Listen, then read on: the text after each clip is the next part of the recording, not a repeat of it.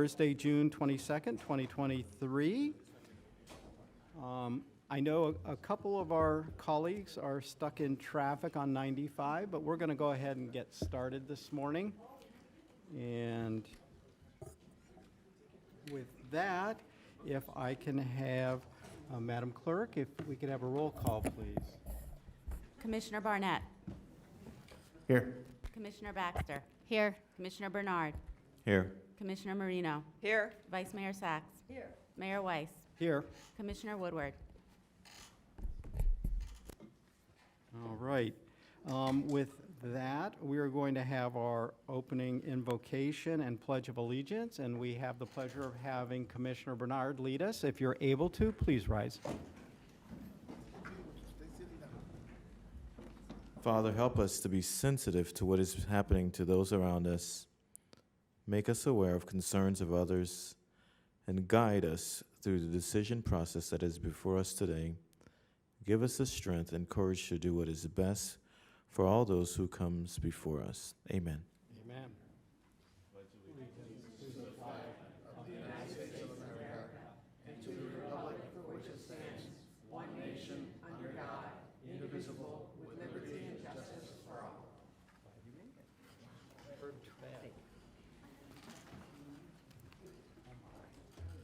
Yeah, she called in. Thank you. Okay. All right. Well, give yourself a minute if you need anything. All right. With that, did we have notice? Yes. All right. Thank you. And proof of publication? We have a motion to receive and file. We have a motion by Commissioner Bernard, a second by Commissioner Marino. All in favor, all opposed. That motion carries 6-0 with Commissioner Woodward not with us yet. All right. Next, swearing in by our county attorney. All those wishing to testify or speak on any of today's items, please rise and raise your right hand. Do you swear or affirm to tell the truth, the whole truth, and nothing but the truth? Thank you. All right. Thank you. Do we have any amendments to our agenda this morning? Yes, we do have amendments. On our page, we have, starting with consent agenda, item number 2, 22-15-15 debris dog. We have an additional add, delete for exhibit C1, so use limitations, items 2 and 3 as it relates to the use and their permit with the Solid Waste Authority.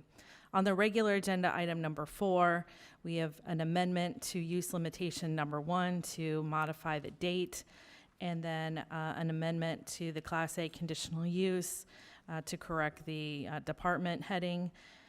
Item number 8, employee housing. We had some corrections to verbiage to add in conditional use and strike out an extra "the." And then item number 9, we have a correction to the motion as it was referencing 8 instead of 9. And as an update, our Land Development Regulation Advisory Board and Land Development Regulation Commission. And we're deleting Exhibit 2. So we're just asking for permission to advertise relative to unity title and not potentially buildable lot.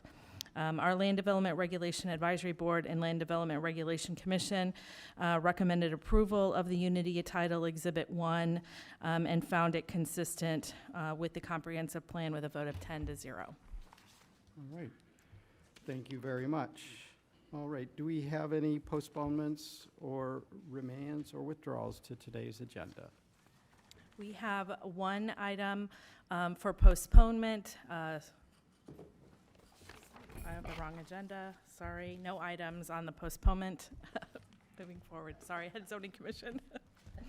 Okay, all right, very good.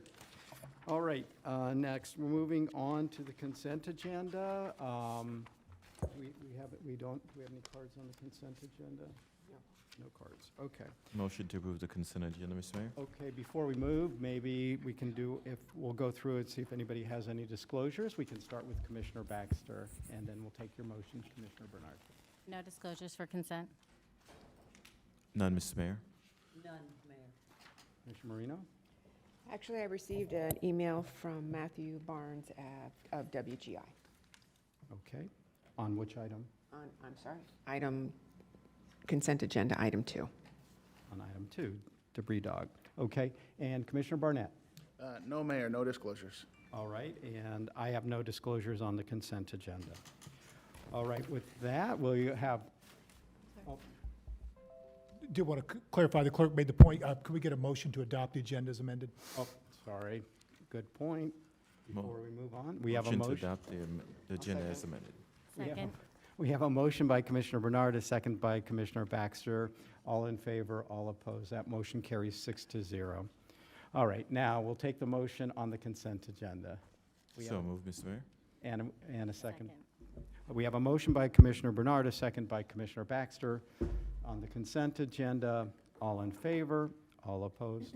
That motion carries 6-0. Okay, now that moves us on to our regular agenda, and this is item number 5, Towns at Tidewater. This had been in front of us a couple times. Yes, the item before you is a request for an official zoning map amendment, a Class A conditional use to allow townhouses, as well as a Class A conditional use to allow a combined density greater than 2 units per acre. The zoning commission recommended approval. Staff is recommending approval of the requests. We'll turn it over to the applicant to give a presentation or any updates, since it's been before the board a couple times. Thank you. Jennifer Morton with J. Morton Planning and Landscape Architecture. I'm here today representing Akel Homes. The Towns at Tidewater project was before you last month. We took a 30-day postponement to meet with Winston Trails. Last week, we had a nice meeting with Warren Dans and Brad Baston. Brad is Vice President of Winston Trails. The Winston Trails Board. We discussed the Towns at Tidewater project and the minimal impact that it has on the Winston Trails community across the street. We also worked with staff to add conditions of approval to address the native landscaping that was brought up at last month's meeting. I gave a full presentation last month, and we took the postponement to meet with the neighborhood. I'm here to answer any questions you have about the project. I also have my presentation if you'd like to hear it. I'd like to thank everyone for taking the time and effort over the last few months on this project. We respectfully request approval of all applications which will implement the LR3 land use. Thank you. Thank you. Would anybody like a presentation on this? No? Do we have any cards on this? No, we don't. We do not have any cards. I just want to clarify our motions. If you look at the agenda, do it's have- referencing 6A, 6B, and 6C, and this is item 5. So when you do the motions, do 5A, B, and C. 5A, B, and C. Duly noted. You have cards. We do have cards. Okay, so this will be on items 5A, B, and C. Let me just make a note.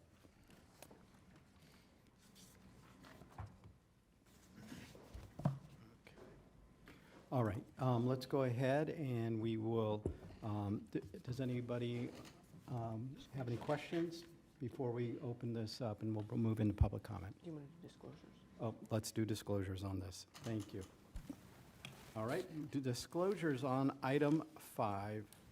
This is Towns at Tidewater, and we can start with Commissioner Barnett this morning. Only those that were previously disclosed on May 25th, 2023. Okay, thank you. Commissioner Marino? Likewise, disclosed prior to the 5:25 meeting. Okay. Commissioner Bernard? Likewise, Mr. Mayor. And Commissioner Baxter? Likewise, Mr. Mayor. And Vice Mayor? I'm just going to state that verbal communications, phone call with Jennifer Morton and Lauren McLennan. All right. I have, my disclosure has not changed since last time either, so. Okay, that's out of the way. And let's move on to public comment. Thank you. We have several speaking cards. We have 2 podiums. Please take both. Carl Terwilliger, followed by Ellen Tannehill, followed by Lorian McKenzie and Warren Dans, and then there's several others.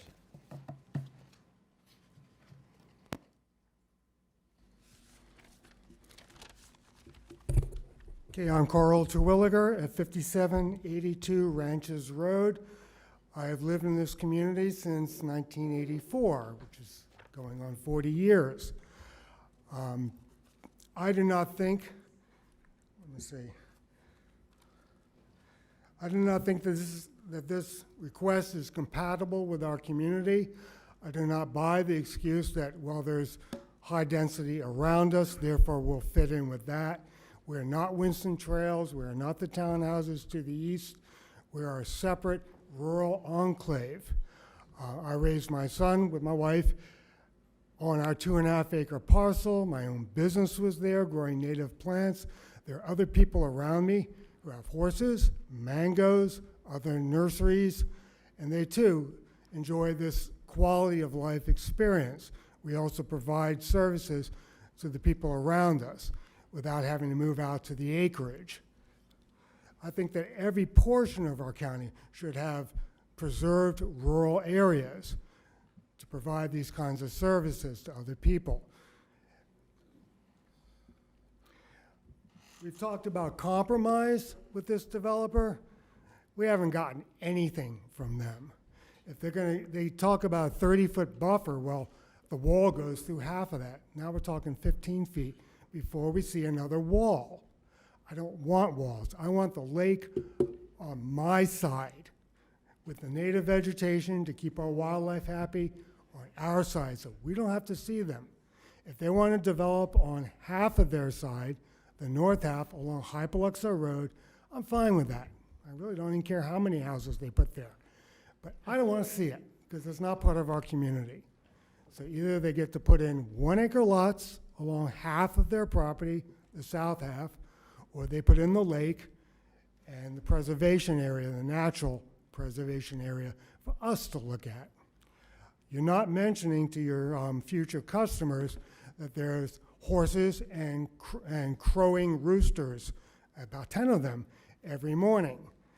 Just saying it's agriculture doesn't quite do it. So that needs to be a little bit more specific. We have other landowners along Hypoluxo Road, especially right across from me, who are going to be asking for the same sort of thing. And I'd like to set a precedent with this development for the future. I want them to know that they're not going to get the whole parcel. I'm not going to look across my street at a wall of townhouses, which is exactly what's going to happen.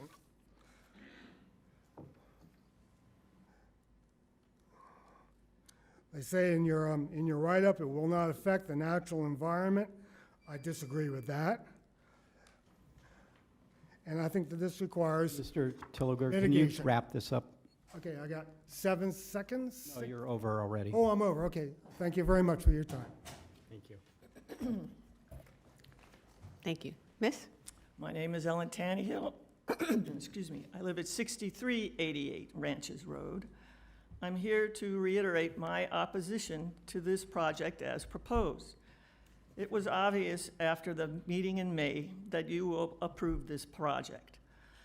During May's meeting, some of you were concerned about legacy property owners in the Ag Reserve. How about showing the same concern for older neighborhoods, or should I call them legacy neighborhoods, and their residents? I've lived in the neighborhood for 27 years, but some neighbors have been there much longer. This project is now in what is called the Hypoluxo Corridor, ripe for increased density, although it was part of Ranches Road and extends into our low-density neighborhood. Mr. Akel did agree to build a concrete wall, increase the buffer, and add additional landscaping. But building 2-story townhomes or moving the lake along Ranches Road was not considered feasible. I hope when future developments are proposed for the Hypoluxo Corridor, that you will listen to other options and act on our concerns to preserve the rural nature of our legacy neighborhood. Thank you. Lori McKenzie, followed by Warren Dance. Good morning. Lorian McKenzie, 5906 Ranches Road. We've been out there almost 43 years. I grew up in East Lantana, thought the beach was the place. Well, you get an option like this, a rural enclave, there's nothing like it. So we have in the back a pond, we have ducks, we have all the wildlife you could think of, we have otters that come through. So the more that we cut this into pieces, the more we're losing. So this project is inconsistent and incompatible, and your zoning department said that. However, with the use of TDRs and workforce, they now fit the parameters. But why is this all or nothing? Why is it maximum density? Why don't we look at townhomes on Hypoluxo and single family back? You'd get the required, or not the required, the allowable units, but you'd put it on the corridor, not in the wooded neighborhood. So we really don't understand why the commission has been unsympathetic to our plea to keep a little green, keep a little flora in Florida. What we have is unique. And now, just because somebody wants to put in maximum, you're only looking at maximum. So the buffer is 17 and a half feet to a family farm. Now they're going to disclose they're next to agricultural uses. That doesn't portray what's there. I mean, there's horses, there's, I think, a macaw, there's birds, there's roosters, 17 and a half feet, only because the developer is going for maximum. So you have to build all the way to the edge. Well, how about not doing that? How about having a little less? Put the townhomes, like I said, on Hypoluxo. The very next development, Silverwood, has done that. I think it's Silverwood. They have done that. They put the townhomes on Hypoluxo. That works. We have a road that's a mile long, a quarter mile, and comes back a mile. That enclave can't be replaced. You let them build, it's gone. It doesn't come back. So all these animals, some people don't like snakes. I'm happy we have snakes. We have tortoises. We have everything. So we're asking you, we, the long-term residents, are asking you to try to look at Palm Beach County not as a pattern to make it like Broward or see if our statistics can go up because we've allowed for more people. Instead, look at it holistically. Look at the patches of wonder that we have, the greenery. And so we're asking you to please, with a prayer, you asked for help in making tough decisions. Well, you have to listen to get it. Thank you. Sir? I'm Warren Dans. I live in Winston Trail, 6708 Brookhurst Circle. I'm a resident, a delegate to Cobra, and a previous member to our board. I want to thank you for postponing till today from the May meeting. It gave us time to meet with the developer and with Jennifer. And our primary concern as a community was density and the fact that we were setting a precedent by building no homes at all townhomes. This doesn't exist on Hypoluxo between Jog and Military.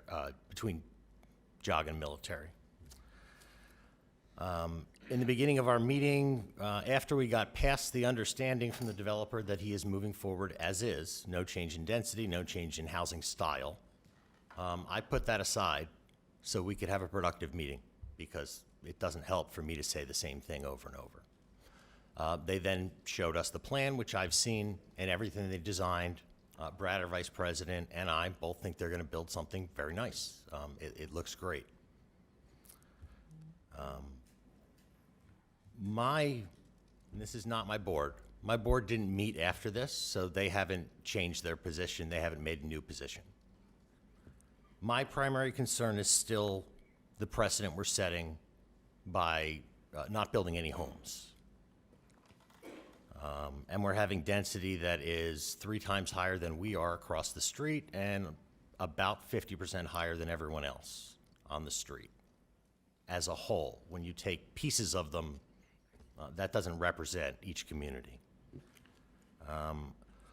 We tried to accomplish something, and I asked during our meeting for, is there any type of restriction that can be put in so this doesn't set a precedent?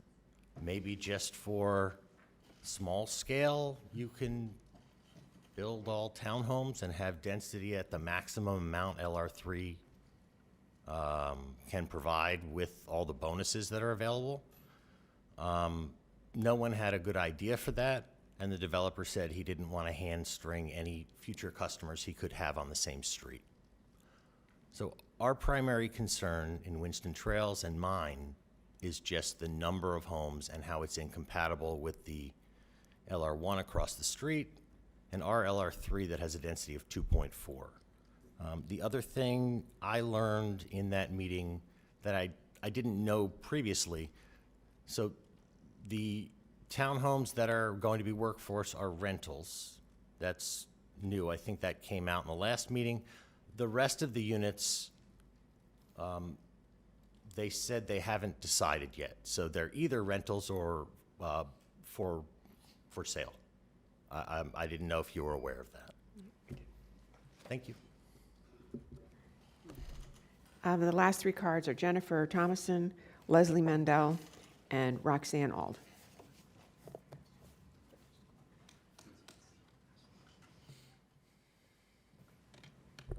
Good morning, everyone. I am Jennifer Thomason. I am the CEO for Habitat for Humanity, Greater Palm Beach County.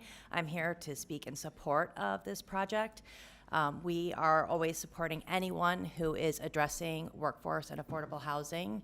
We have a number of people that we are not able to serve that are in that income range that this project will be serving. And the reality is we have an amazing county that so many people are coming to because it's so amazing, and we have to provide housing for them. I think what is being proposed is going to complement the neighborhood, and it's just a need that has to be addressed.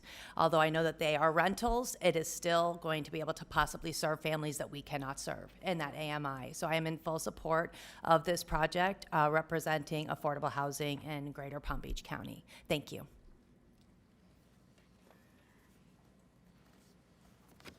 Good morning. My name is Leslie Mandel, and I represent the Housing Leadership Council of Palm Beach County. The Housing Leadership Council Board of Directors voted to support the Towns of Tidewater project. Housing Leadership Council is in the trenches of Palm Beach County's housing crisis. We hear daily from residents who have jobs but are forced out of their homes due to rental increases. The proposed project with 69 townhouses will deliver much-needed housing to Palm Beach County, specifically housing that will serve a wide range of incomes. The Towns of Tidewater development will have 16 units dedicated to workforce housing, which will help the workforce housing problem. The 16 units will be deed restricted to serve our workforce families earning between $50,000 and $110,000 per year. I respectfully request that you vote to support this project. HLC is working with the development community, government, businesses, and Palm Beach County residents to come together and begin addressing the housing crisis. This concerted effort was supported when Palm Beach County voters approved a $200 million bond issue to address housing in November 2022. We need to ensure that all Palm Beach County residents can live in housing that is financially feasible and sustainable. Thank you for your service and all that you do to make Palm Beach County a great place to live. And our last card is Roxanne Ald.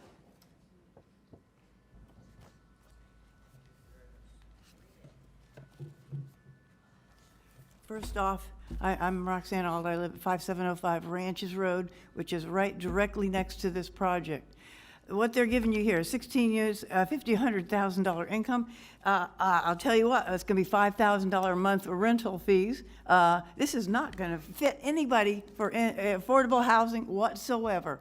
If you've checked the figures lately on what insurance costs and taxes in this county, what this guy's going to do, just my thoughts, he's going to buy them back. He's going to put them up for, say, rentals, and he's going to buy them back because they're not going to be able to afford them in this affordable housing. There is no such thing here. You've got to build your own complex to have affordable housing, the whole thing, and gear it that way. So it's contained, the money that's spent on it, and it's going to have to be financed also partly by this bond issue that they've put out. It's just that this fellow has properties up and down the street that I say are under other people's names that are already bought by his company. There's at least 4 or 5 of them that I can identify.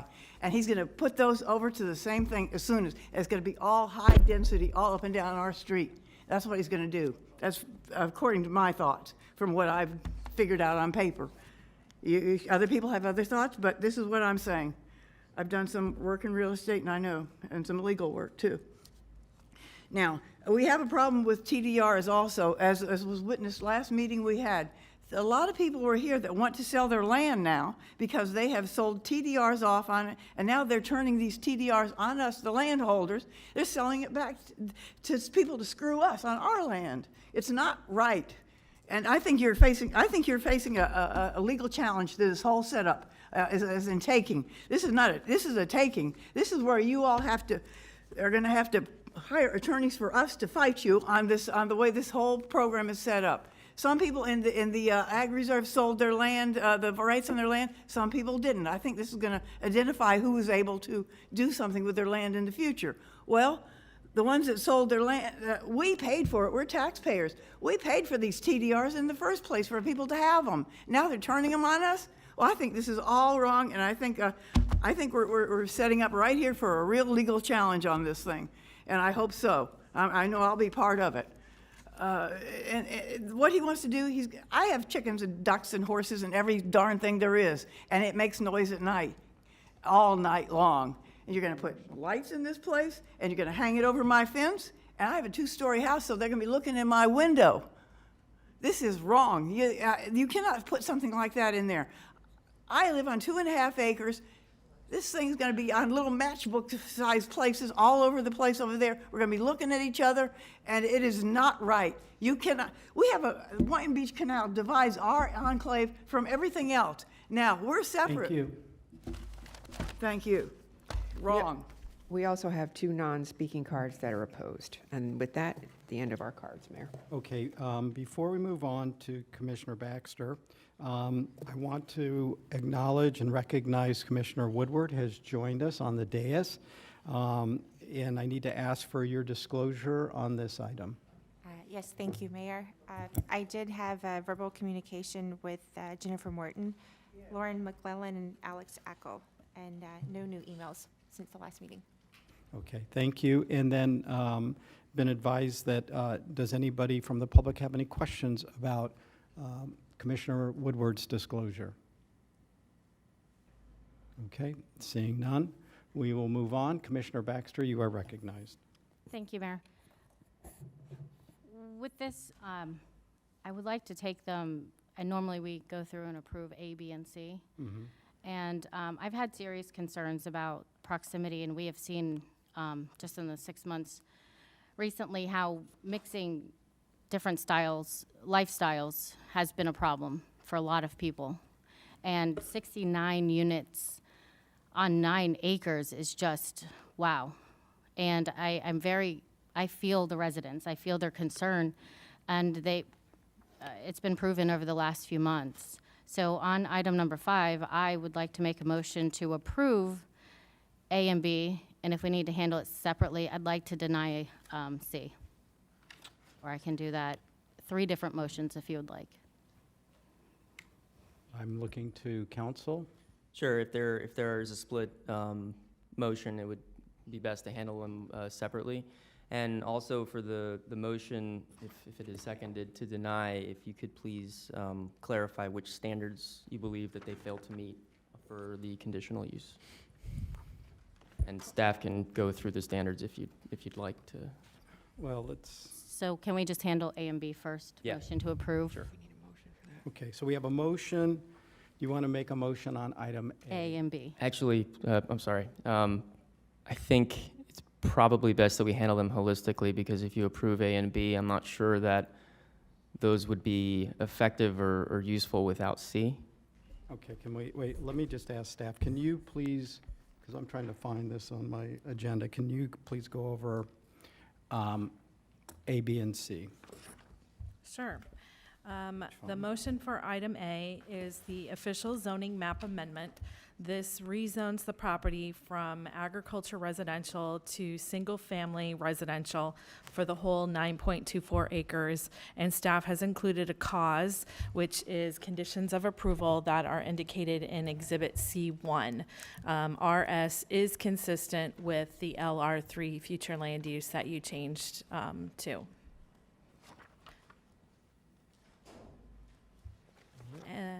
the next one? On page, Hang The on next- one second.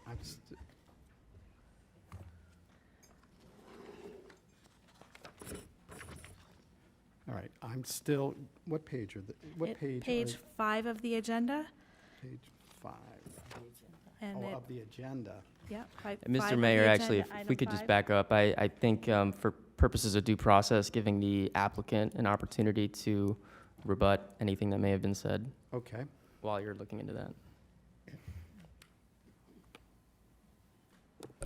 Jennifer Morton with J. Morton Planning and Landscape Architecture.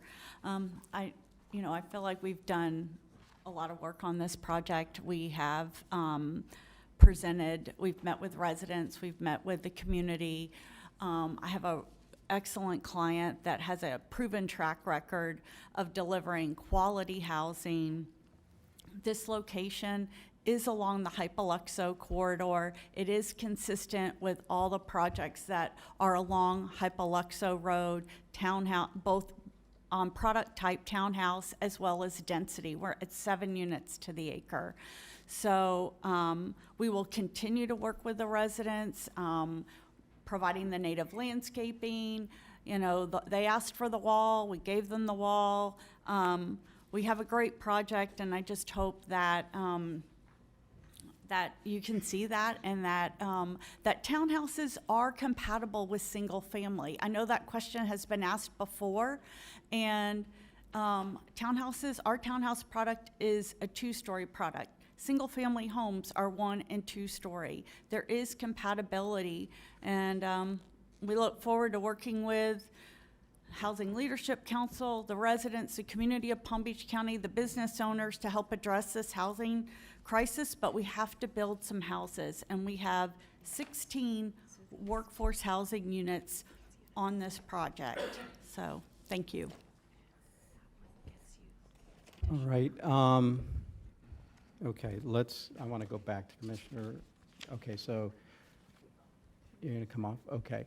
So, Scott, Mr. Stone, so how would you like to handle this, since I just want to refer back to you on this. Sure. I first have a question for staff. Is item 5C intrinsically related to A and B such that they are commingled? Actually, if I could jump in on that topic. When you all adopted the ordinance for this, there was a requirement to purchase 28 transferable development rights in the comp plan. So by denying it now, I believe you would have an issue of being inconsistent with the comprehensive plan. So because of the ordinance, you are now required to, have the TDRs. Otherwise, you'd have to open up the comprehensive plan amendment that has already been adopted. Yeah, and to add, so the 3 different resolutions, the first one rezones it to RS, which is consistent with the LR3 designation. That's what that does. And that opens the site up to 28 dwelling units, which is 9.24 multiplied by 3. That lets you get the 28 units. The second resolution, letter B, is for the 28 townhomes required by the comprehensive plan amendment, which gets it to 56 units. And then the third item, C, 3 is the exhibit, and item C on the agenda, that's for the combination of the transfer development rights and workforce housing, and that gets you the additional 13 units to get to the 69. So that's how these 3 pieces work together to get you to the figure that was adopted in the comp plan ordinance of 69. Okay. All right. Let's see, I'll go back to Commissioner, I'll go to legal, and then we'll go to Commissioner Bernard. As Brian mentioned, normally these are handled at the same time, the comprehensive plan amendment and the zoning applications, so we don't encounter a situation where one could be ineffective while the other one is effective. So that's kind of why we're in this, unique situation.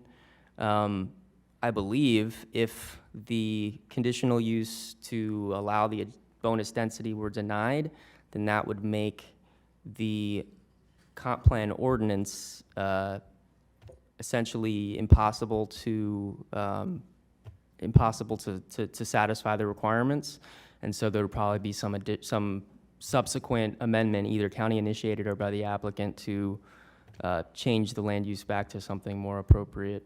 Something we would have to look into to determine that. But the zoning applications themselves stand on their own as far as the standards of approval that you're looking for. So if any commissioners believe that there is not competent substantial evidence to support one or more of the standards, then that would be grounds for denial. Thank you. All right, we'll go to Commissioner Bernard. Thank you, Mr. Mayor. What I would do is I would make a motion to approve item 5A, B, and C. All right, we have a motion by Commissioner Bernard to approve item 5A, B, and C. We have a second by Commissioner Marino. Now we'll go to, it's either going to be, we'll go back to Commissioner Baxter, and then we'll go to Commissioner Woodward. Lights went on and off, so. I'm good with just taking a vote. All right.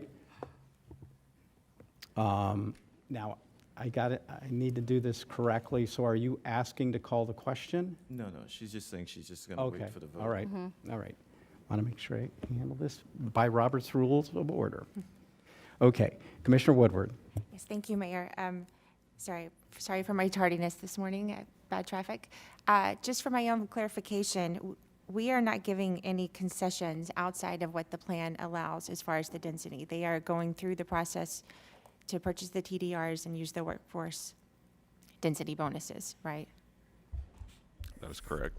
Yeah, the way the small scales and the concurrent rezonings work is you get the whole package at once. It's just because of the way that in March they were split, you adopted the ordinance. Like you're now seeing them separate, which is not normal, which is what Mr. Stone was saying. So, but everything they are asking for here is within and it's consistent with the plan. It's just if you were to say you couldn't do the TDRs, there is a concern that it's inconsistent with the plan because you've already adopted an ordinance and a condition there, which becomes part of your plan. And so that's where the inconsistency could arise. Okay, and the reason it's separate right now is because we allowed a postponement so that they can meet with another neighborhood, or this would have been done at the same time as the comp plan. Yeah, correct? back in March is when you originally had this item. You adopted that, told them to go back. They needed to come back and pick up the other zoning request for the TDRs and the townhouse approval because it was LR3 rather than their requested MR5. This is a very complicated, I mean, this is kind of in the weeds, but it's a technical reason why that they had to take the postponement, which got them to last month, and then the postponement to meet with the neighborhood that brought them to today. So it's a strange chain of events. All right. I don't know who came first, but we'll go to Commissioner Marino, and then we'll go to Vice Mayor. Thank you. I just want to say that I have owned a townhome, do not own it anymore, but for over 30 years, and lived in it. And it is a home. Whether it's a single-family detached home or a townhome, it's a home. And I enjoyed living in it. I do not feel that the townhomes are a bad thing, which it's sort of coming out like townhomes are a bad thing. They are not a bad thing. They're a great way for people to live. The way my townhouse was set up, my folks had the master downstairs, I had the master upstairs, and it worked perfectly wonderfully for us. We worked as a community together with insurance and roofing and maintenance, and quite frankly, being a single-family detached homeowner at this point in time, I'd rather be in a townhouse. And with that, I just want to say townhouses are not a bad thing. They are actually a good thing for all of our communities. And right across from my townhouse was a community of single-family detached homes. There was never an issue. Thank you. Thank you. Vice Mayor, you're recognized, and Commissioner Bernard. Thank you very much, Mayor. Ms. Morton, I have a couple of questions. I know you have worked very hard on this. There's a couple of issues that are still outstanding for me. One is this planned development will not use Ranches Road for any construction. Is that correct?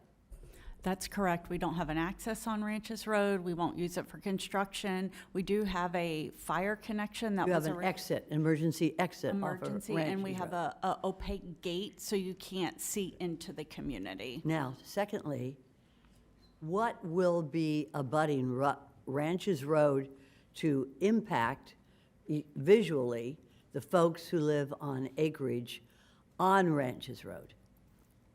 So we have a 30-foot buffer, and within that 30-foot buffer, we'll locate a 6-foot wall. Now, how high, wait, it's 30-foot buffer.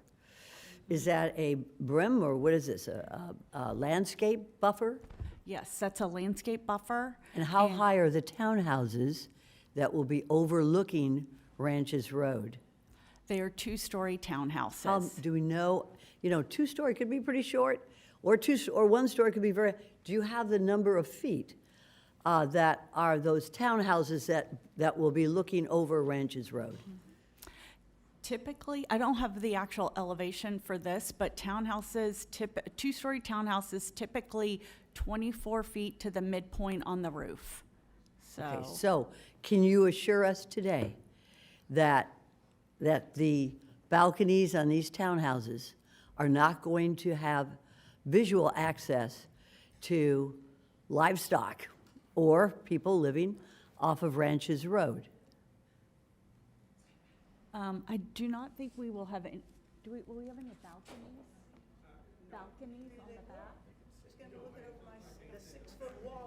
There are no balconies. There will be no balconies No on Ranches balconies Road? On the back, right. Okay. And, because that concerns me, is not Hypoluxo. What concerns me is Ranches Road, because you have, you don't have, this is a rural place here. And I don't want to have folks looking out over people's backyards on Ranches Road. Second, thank you. So you're going to have a barrier. What type of, and I know we talked about this, but I want it on the record. What type of native vegetation will you have along that route on Ranches Road? We're adding the pine trees, we'll have sable palms, we'll have oaks, we'll have a variety of native vegetation along Ranches Road. And that will be not seedlings, Right. okay? We're talking mature trees that will cover the visual access from the townhouses to the folks who live off of Ranches Road.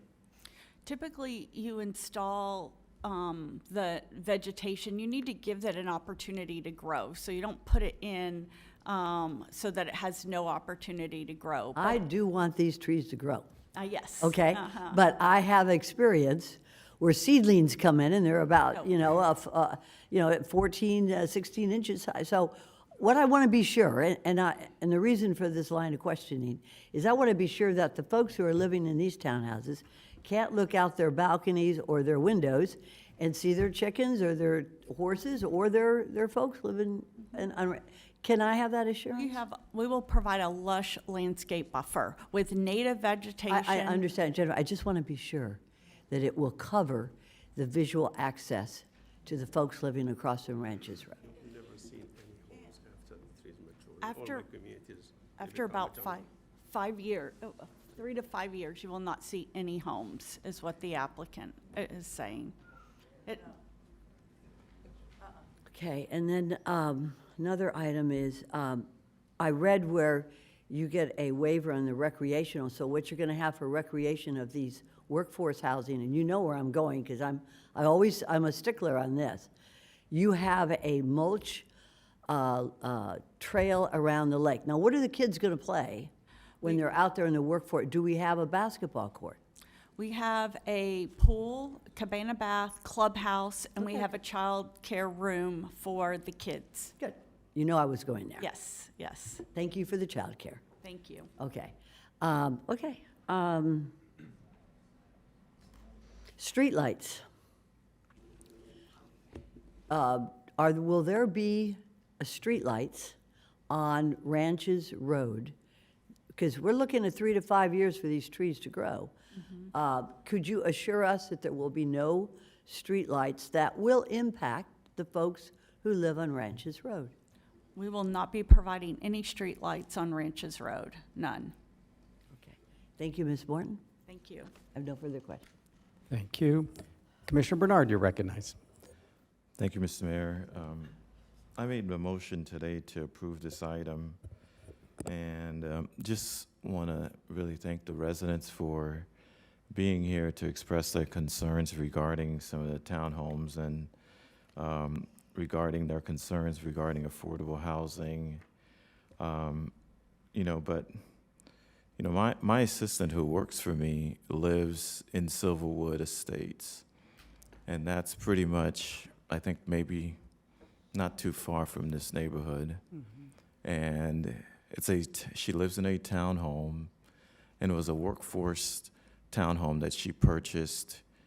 And, she received the opportunity to live in a very nice townhome that was built by Lennar. And now some of the residents, there are going to be 69 homes and 16 townhomes that are going to be built. Some of our county workers may be the ones who get that opportunity. And, whether some folks want you to have a single detached home, people just want a place to stay. And I think that we have to get away from this idea that everyone needs to have a single family home. Sometimes maybe your first home is a townhome. And if you have a place to stay, that's a good thing. And so, I just don't want us to, get away from the fact that, we're giving residents an opportunity to have a place to stay. And, I would probably say that we're probably not doing a good job in terms of, defining the difference between affordable housing and workforce housing. And, I think we need to do a better job to educate our residents to know the difference. So in that way, our teachers, our firefighters, our workforce housing residents. And so we need to make sure that we have them here. And our workers who work for the county. So that's the reason why I made the motion, and I hope that I can get your support. Thank you, Mr. Mayor. Thank you. Commissioner Baxter, you recognize. So just for clarification, and thank you, Mayor, I absolutely love townhomes. My first house I ever bought, townhome. They're amazing. They're a great starter place. My issue was never about townhomes. I think they're a wonderful item to have. My issue is where we're putting the maximum amounts of density and causing residents that already live in an area potential harm. I mean, of getting just unaware when they buy that townhome or when they rent it, what they're moving into, and that's why I had originally asked for disclosure. I'm going to support Commissioner Bernard, but I just wanted to clarify that the density, I just 30, 50, okay, 69 just seems, that number in 9 acres, that's where I really, surrounded by a very agricultural area. It's not a matter of, if this was on 2 main streets and it was surrounded by, another high-density neighborhood, regardless of it being across the street within a few miles, it's literally surrounded by properties with horses and chickens, and that's where my issue really came up. So thank you, Jennifer. Thank you. Vice Mayor, you're recognized. I think what it comes down to is a great American poet once said, good fences make good neighbors. And we all have to be a community. I just want to be sure that the folks who will be inhabiting this new area will not seriously impact the neighbors who live there. And I have chickens more than I got roosters. Chickens are easy, roosters are loud. And I got houses that moved right behind me, and I don't like it. I don't like it. They're on their balconies, and they can see. So I made sure they planted mature trees, and I'm looking at Mr. Acko, and I know that he's going to put in mature, either southern pine, Georgia pine, something big, so that they cannot see. Excuse me, ma'am. I'm asking you to please maintain decorum in here. And I think that they will be good neighbors because you're watching and we're watching. And our staff put down a number of conditions, that there will be no traffic on Ranches Road, that there will be vegetation, there'll be a barrier. And I think with enough of a barrier, I think they will be good neighbors. We're watching. And it's the way we grow. It's the way we grow. So we, at least myself, I want to be sure that there's enough coverage so that you don't impact, that this new development doesn't impact the folks who have lived there for many years. And I know that they will, and that this will be a good place for people to get their toe into Palm Beach County living, and I hope that things go well for you. But in the scheme of things, it's probably good, because we're watching, the barriers have to be there, the fences have to be there, and that's why I would be supporting it at this time. Thank you, Mayor, thank you. Thank you, Vice Mayor. I have a couple questions for staff. Came up during public comment. There was an allegation made, or it was presented, that potentially the developer could buy back these workforce housing units.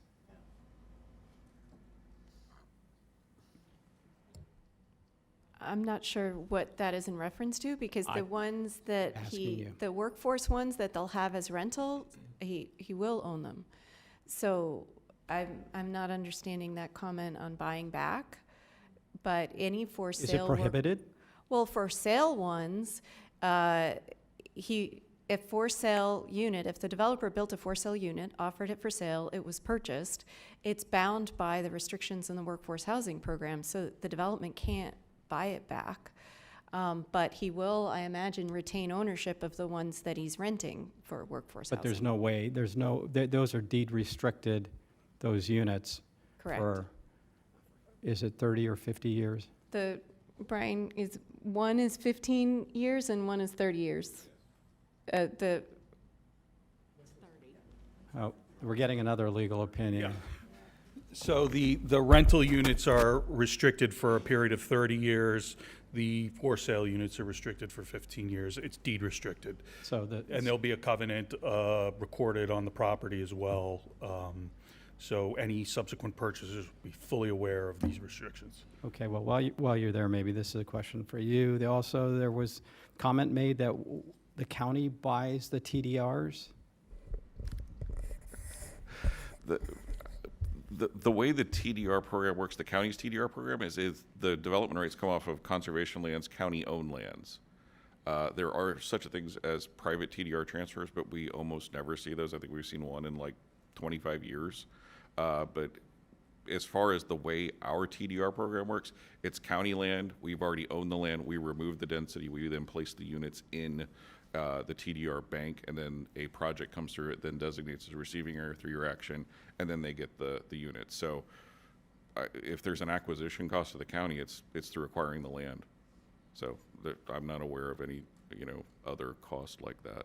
Okay, and I appreciate that, and obviously this is something that a lot of people have not had an opportunity to hear about or understand. So I think we all appreciate the education that you've given us on these items.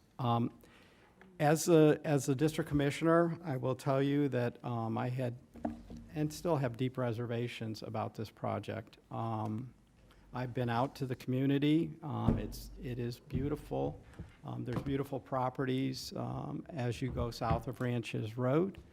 On the other hand, if you look at Hypoluxo, next door to this property is a church. There's a number of churches on the property on Hypoluxo Road today on the south side of Hypoluxo. The issue with the townhomes, and my understanding, and you can correct me if I'm wrong, Ms. Morton, is if they are going to be for sale units, that they're going to be they'll have their own lots. Is that the? Yes, these are fee simple townhomes. So they would own the land. Front yard and a rear yard. Yeah, so they would have their own yards. All right. This is a really difficult one for me because I understand where the residents are coming from, and we have been working to try and work on putting an overlay in place in that community. But I also think it's important to understand there's to me, there's a demarcation, and that's Ranches Road.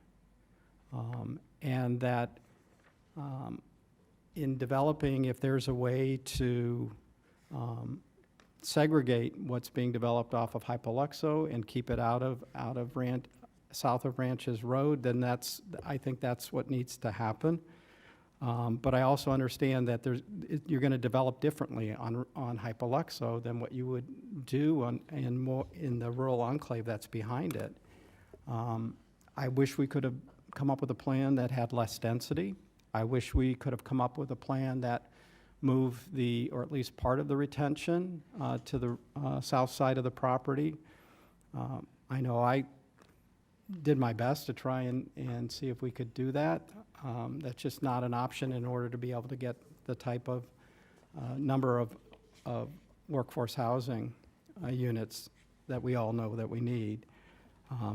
So this is really difficult for me, but I am going to be supporting this project this morning.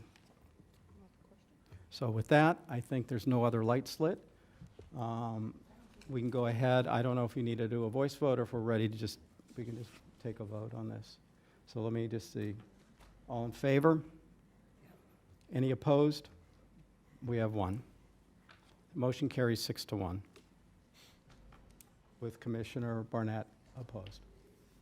All right, thank you. I want to thank the residents for coming in, and appreciate everybody's work on this. I want to thank the applicant for taking those postponements and allowing the work to be done with the community. And we are going to hold you accountable to the agreements and the requirements that staff has put in place, and expect that there is going to be a separation between this community and those that are to the south of them. With that, we are completed with this item. All right. We are now on items 6 and 7. And so item number 6 before you is the small-scale future land use amendment for Lake Worth Crossing. Their request before the board is to revise adopted conditions of approval contained in ordinance 2009-28. And we can present these together as a package, items 6 and 7. I'll turn it over to the applicant.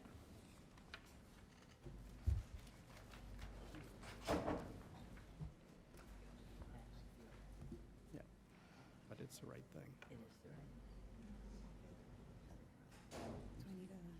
I need to push a button?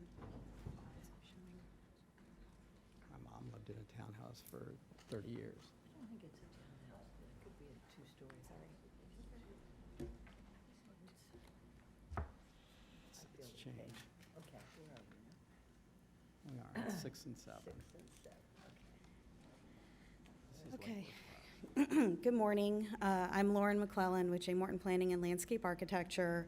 I'm going to be presenting the Lake Worth Road Crossings project. It's the next 2 items on the agenda. I'm going to present both together. It's a small-scale amendment with companion zoning application.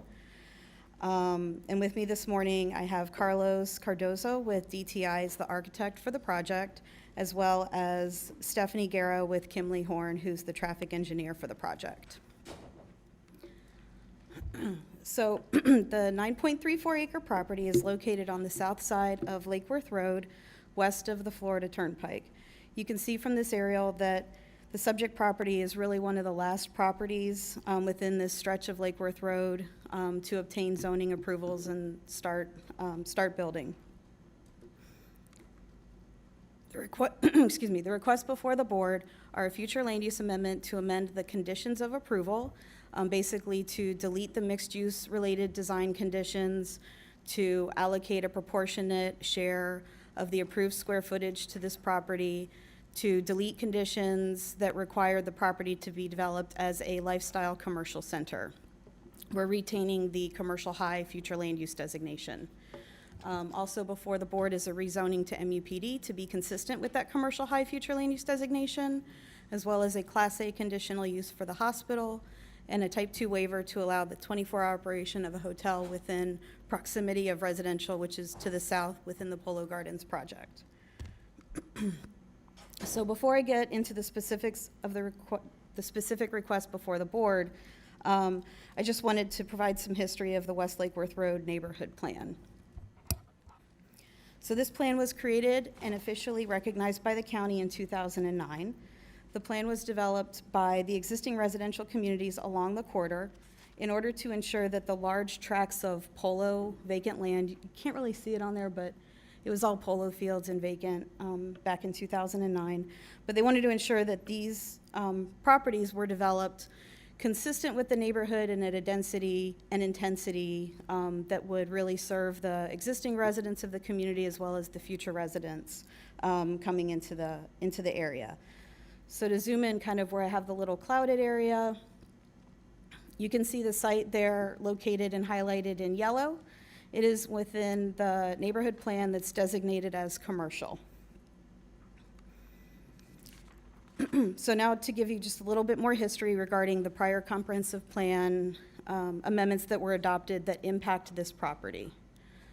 So also in 2009, at the same time that the neighborhood plan was recognized, a 19-acre property, which is the whole big box that's shown on the screen, was approved for land use change to commercial high with conditions.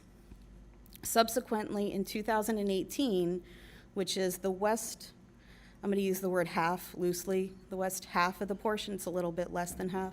The west half of the property came in and did a land use change to amend the conditions of approval to take out the design requirements and to obtain its proportionate share of 300,000 square feet. That's what was assigned to the 19 acres back in 2009. So just to summarize what a result of the conditions is that the 19-acre property was limited to 300,000 square feet. As I mentioned, the 2018 ordinance took its proportionate share. The conditions also required a mix of at least 3 land uses to be developed on the property, which included restaurant, retail, office, institutional, hotel, and restaurants. It also required pedestrian connectivity to all existing and future adjacent parcels. And then no retail tenant could be larger than 65,000 square feet. So the comprehensive plan amendment before you today is modifying the conditions exactly as what was done for the parcel on the west side, to 2018. We are also proposing to, actually this is the, this is the comp plan future land use map. So you can see that the property is designated as commercial high. To the east of the property is commercial high and HR 8. Surrounding us to the south and to the west is an MLU with commercial high and HR 8. And then to the north of us is commercial low. We are proposing to rezone the property to MUPD to be consistent with the existing commercial high future land use designation. The parcels surrounding the property are, for the most part, all MUPD. There's a general commercial zone to the east of us and a PUD to the east of us. So just to get into the site plan specifics a little bit, we are proposing 3 uses: a hotel, a hospital, and medical office, which were prescribed in the conditions of approval from 2009. They had 3 uses that they prescribed. The total square footage is proposed to be 109,808 square feet, which is less than the proportionate share assigned to this eastern portion of that amendment. It was 154,000 is going to be the proportionate share of this. Access to the property is via a right-in and a right-out. A right-in is also via a dedicated right turn lane into the site.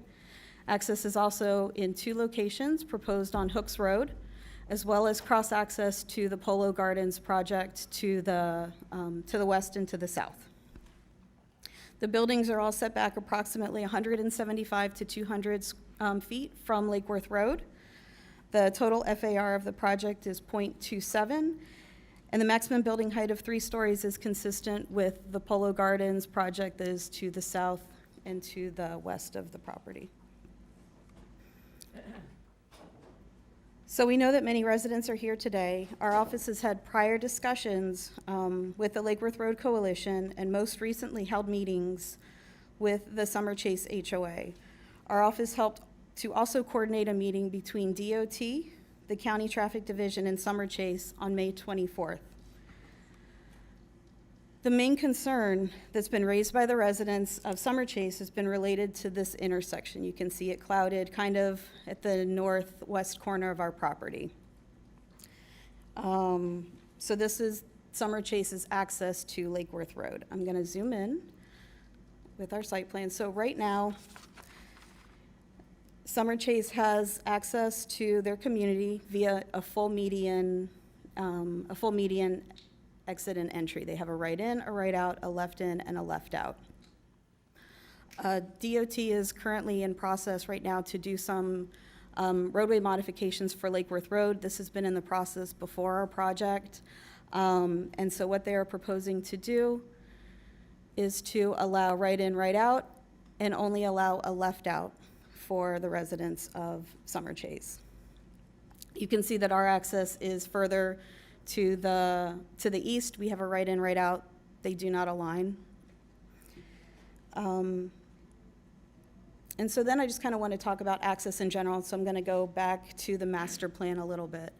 So the master plan did something that was really amazing, that when you have big swaths of vacant land, you don't really get a chance to. But this neighborhood plan, when it was created, they really kind of thought into the future about access. So it recognized the existing roads, which are up here in yellow, as Lake Worth Road, Lyons Road, and Blanchette Road. And then it thought ahead and said, we need some better connectivity. So they wanted to create connector roads. So then through the development approvals of all the residential that came forward, the green roads and connectors were kind of developed. So then Polo Club Road came in, as did 47th Place, to kind of bring traffic and connect it down to Lyons Road. Hooks Road was brought down and connects down through a connector road south of Polo Gardens. So a lot of connectivity has kind of been developed. And then especially this little quadrant where the property is located, so we have the Lake Worth Crossings and Polo Gardens, lots of connection points. We have cross-access with Polo Gardens. This project can get to Polo Club Road, it can get to Lake Worth Road, it can get to Hooks Road, which can help ease access. So in conclusion, the property has been designated as commercial high since 2009 and is consistent with the neighborhood plan. The proposed square footage is less than what was originally signed to the property on a proportionate share basis, as well as combined with the Polo Gardens project. So the Polo Gardens, their portion of the property, this 19 acres was allowed for 300,000, and combined, this is at roughly 160,000. The uses of the hotel, the medical office, and then the hospital, hotel, institution office were also approved and identified in that ordinance in 2009 and is consistent with the neighborhood plan. The traffic study has been reviewed and approved by DOT and Palm Beach County Traffic. The proposed request meets all ULDC criteria, the comprehensive plan, and the neighborhood plan. And finally, I want to note that staff is recommending approval of the comprehensive plan amendment. The Planning Commission unanimously recommended approval of the comprehensive plan amendment. Staff is recommending approval of the rezoning conditional use and waiver requests. The Zoning Commission also recommended approval of these requests. So on behalf of the applicant, I request approval of the comprehensive plan and concurrent zoning applications. If you have any questions, I am available, as are the architect and the traffic engineer. Thank you very much, Ms. McClellan. Does any commissioner have a question of staff at this, of the applicant at this time? Not seeing any. Does staff want to make a presentation on this? I can make a presentation if you like. I think the applicant was fairly I complete. will ask the board. Nobody seems to, nothing wrong with your presentations, but I think everybody's clear on what's in front of them. I'm available for questions if you have any. Okay, Thank you. very good. We need to do disclosures on item number 7. So we will start, I'll give everybody a second. We'll start with Commissioner Barnett. Thank you. On item 6 and 7, I've had verbal communications with Lauren McClellan, received correspondence to be filed with the clerk. No site visit. Thank you. Commissioner Woodward. Yes, I had a verbal with Lori McClellan, Jennifer Morton, and email correspondence. Thank you. Commissioner Marino. Ditto. Verbal communications with Jennifer Morton and Laura McClellan, and emails and letters from residents. Vice Mayor. On item number 7, verbal communications, phone call with Jennifer Morton, Laura McClellan, and receive and file written correspondence and emails. Thank you. Commissioner Bernard. Thank you, Ms. Mayor. On item number 7, I've had verbal communications with Lauren McClellan and Jennifer Morton. Received emails and no site visit. Thank you, Mr. Mayor. Thank you. Commissioner Baxter. I have received several emails and letters which have been filed with the clerk, and my office met with Jennifer Morton, Lauren McClellan, Bob Sosnowski, and spoke with Patrick Wilson over the phone, and no site visit. Thank you. And my disclosure is I had verbal communication with Jennifer Morton and Lauren McClellan. I received email correspondence which has been filed with the clerk. All right, that's out of the way. Okay, before we go to public comment, and I know we have a few folks here to speak, I'm going to ask our county attorney, because a lot of the correspondence we received has to do with a potential traffic signal. Mr. Stone, can you talk to folks about this? Sure. From a legal standpoint, the relevancy of your comments should be limited to, or the scope of your comments should be limited just to this particular project and the subject matter discussed within it. And as far as the traffic signal, I'm going to ask our engineering staff to kind of elaborate a little bit more on an update regarding that. Go ahead. Thank you. Good morning. This intersection does not meet warrant for a signal because of 2 reasons. The first reason is it's very close to an existing signal. Can you hear me now? Yeah. All right, thank you. This intersection does not meet a signal warrant mainly because of 2 reasons. The first reason is it's very close to an existing intersection or signalized intersection of Polo Road and Lake Worth Road. And the other reason is there is not enough traffic coming out from the neighborhood on the north side to warrant a signal. Okay. Right.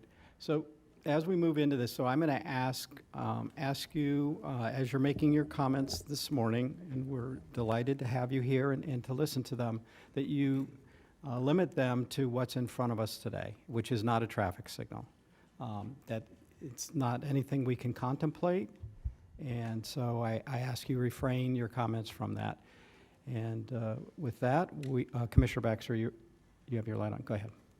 And I just want to give an update for my residents in the neighborhood. We did at the last meeting direct staff to kind of look at potential areas of trying to get relief for Summer Chase. And so we are already working on that. And I'm meeting with the neighborhood actually on Monday. So a few things there. So I don't want you to think we're not listening. I just want you to know this is a separate item than actually traffic lights, so on and so forth. Thank you. Vice Mayor, you're recognized. I'm going to direct this to Commissioner Baxter and to engineering. Traffic lights, I wish we could put a traffic light wherever anybody wanted it. I personally think if people want it, they could have it. However, the issue with warrants is not up to the county. It's really up to the federal government. These are federal requirements. And in a sense, you can understand that in the state of Utah, they should have the same requirements as the state of Florida. So there's sort of a standard federal warrants requirements in order to qualify for an intersection light. This is what I've learned, because in my district, it's a big deal. However, what I would like to do in this particular one, since we're going to have an area built out, that maybe we could revisit the number of traffic the flow of traffic once the development has gone on to see if, in fact, it would then warrant a traffic signal. So it's not over until it's, I don't want to say the fat ladies things, but at least until later, we can revisit it if you'd like, if you would like, Commissioner, so that you could see that there's a little more traffic because of the commercial items that we're building, and then therefore it would warrant a traffic light, even though it does not today. So that is what I have learned about traffic lights, and I know that it's not something that we can do unilaterally on our own without qualifying the federal warrants. So thank you, engineering, and that's for you, Commissioner. Thank you. Thank you, Commissioner Baxter, then Commissioner Bernard. Oh, sorry, Commissioner Bernard, then Commissioner Baxter. Thank you, Mr. Mayor.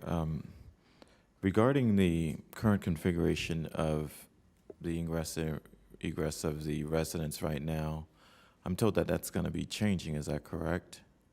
Correct.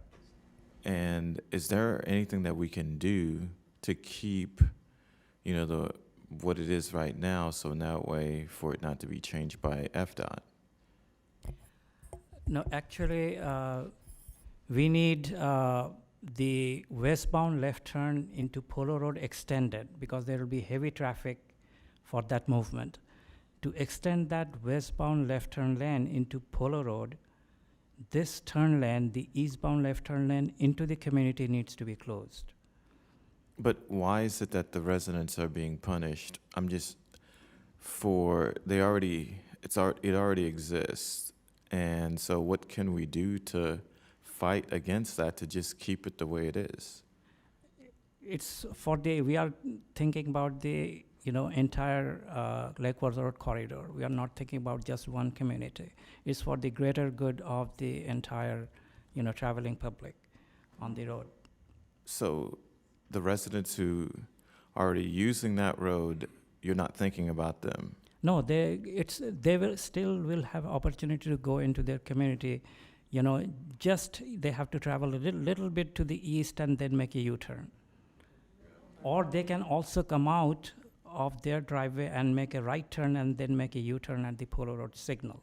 So that will be easier and a safer option. District Commissioner, I'm not sure if there's anything that we can do to keep, the road the way it is right now, and to work with FDOT to not impact the residents. So, I don't know if, since you're the district commissioner that represents that area, if we need to make a motion, make a letter to keep it as is, then, we'll take your lead as a district commissioner. But, I think that we need to go against what FDOT is trying to do to the residents, and whatever that you want to do, I'll support it. So since you're going to meet with them in the future, but whatever you need, I'm here to support you. Thank you. Okay, we're not going to, I don't know what other meetings you've been to, but in our chambers, we don't have public displays like that. So thank you. I appreciate your cooperation. All right. Commissioner Baxter, you're recognized. Thank you, Mayor. Question for staff. If we deny this, does that eliminate that turn lane that's triggering the closure of the median? It would still happen, Correct. even if we denied this? Correct. Because I think it's already been designed and probably about to be constructed or something like that. But this was a condition for a project to the west side of this project. It's not related to this project at all. And I even had staff and I had two different groups of traffic people look at this, and even if the property owner had realigned the entrance and exit to align with the neighborhood to see if those traffic numbers would then warrant a signal. And what did we find? No, not with the traffic volumes. It's not gonna still make the warrants for a signal. And then we will still have the distance issue. What avenues would we have to, and this is more for staff, legal, what avenues do we have to not impact them?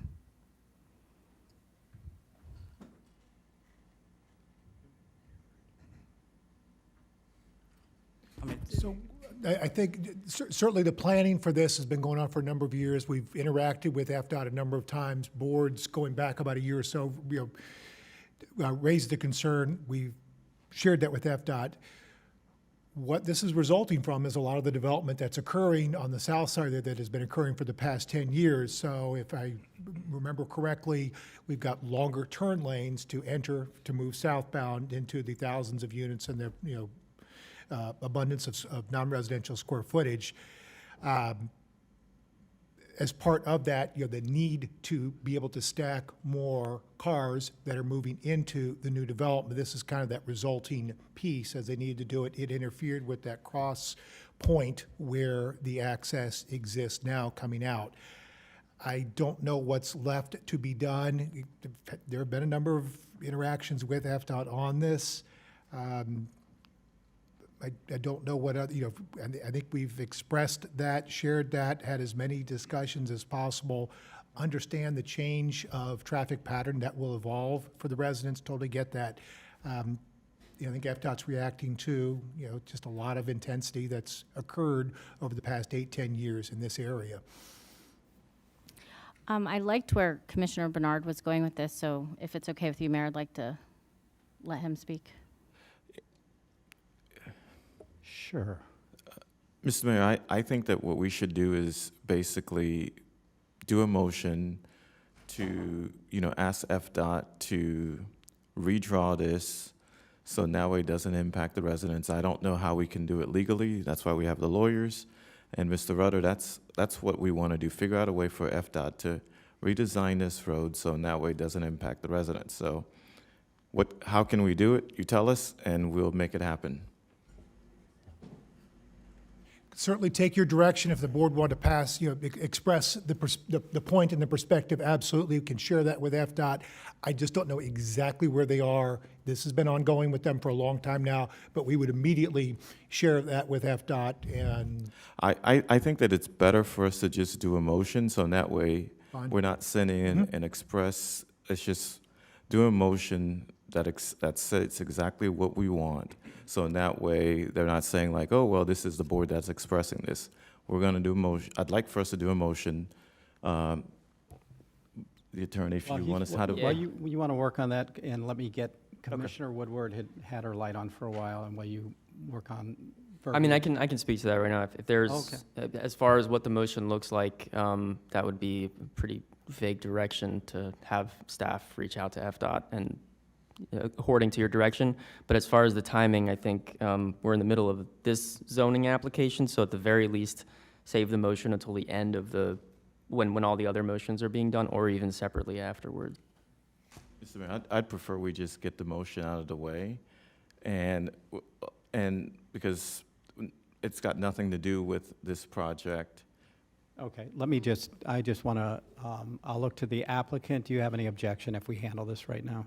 Okay, they're fine with it, so let's go ahead. We'll go ahead and we'll take this, and let me go to Commissioner Woodward, and then we'll take that motion. It's not much. I just need to amend my disclosure to add Stephanie Guerra.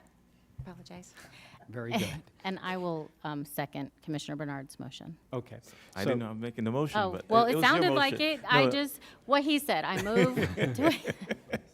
Yes. All right, so. And I'll second it. Okay, so we have a motion to advise or to direct FDOT to review their plan and express our desire that it continue to allow the left turn into Summer Chase community from would be the eastbound traffic on the south side of the road, right? Did I get that right? Just a little clarification, not directing FDOT, but directing staff to Okay. meet with FDOT. Thank you. All right, you good with that motion? Yes. Okay. So we have a motion by Commissioner Baxter, a second by Commissioner Bernard. Any further discussion on this? Seeing none, all in favor, all opposed, that carries 7-0. Okay, let's get back to, okay, we're going to get ready. Anything else before we start public comment? We still have plenty of time, but, okay. All right, let's go ahead and start public comment on this item. Thank you. We have 8 public comment cards that folks that wish to speak. Ira Solomon, Richard Guerrera, Richard Lowenthal, and Kimberly Tarana, just to start. Thank you. You take each of the... Either microphone would be great. And again, the traffic light is not in front of us.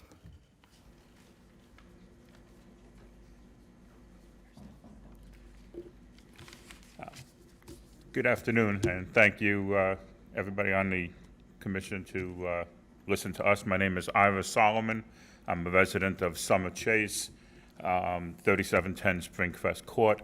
My parents previously lived in Summer Chase and were original homeowners, and they are unfortunately deceased at this point.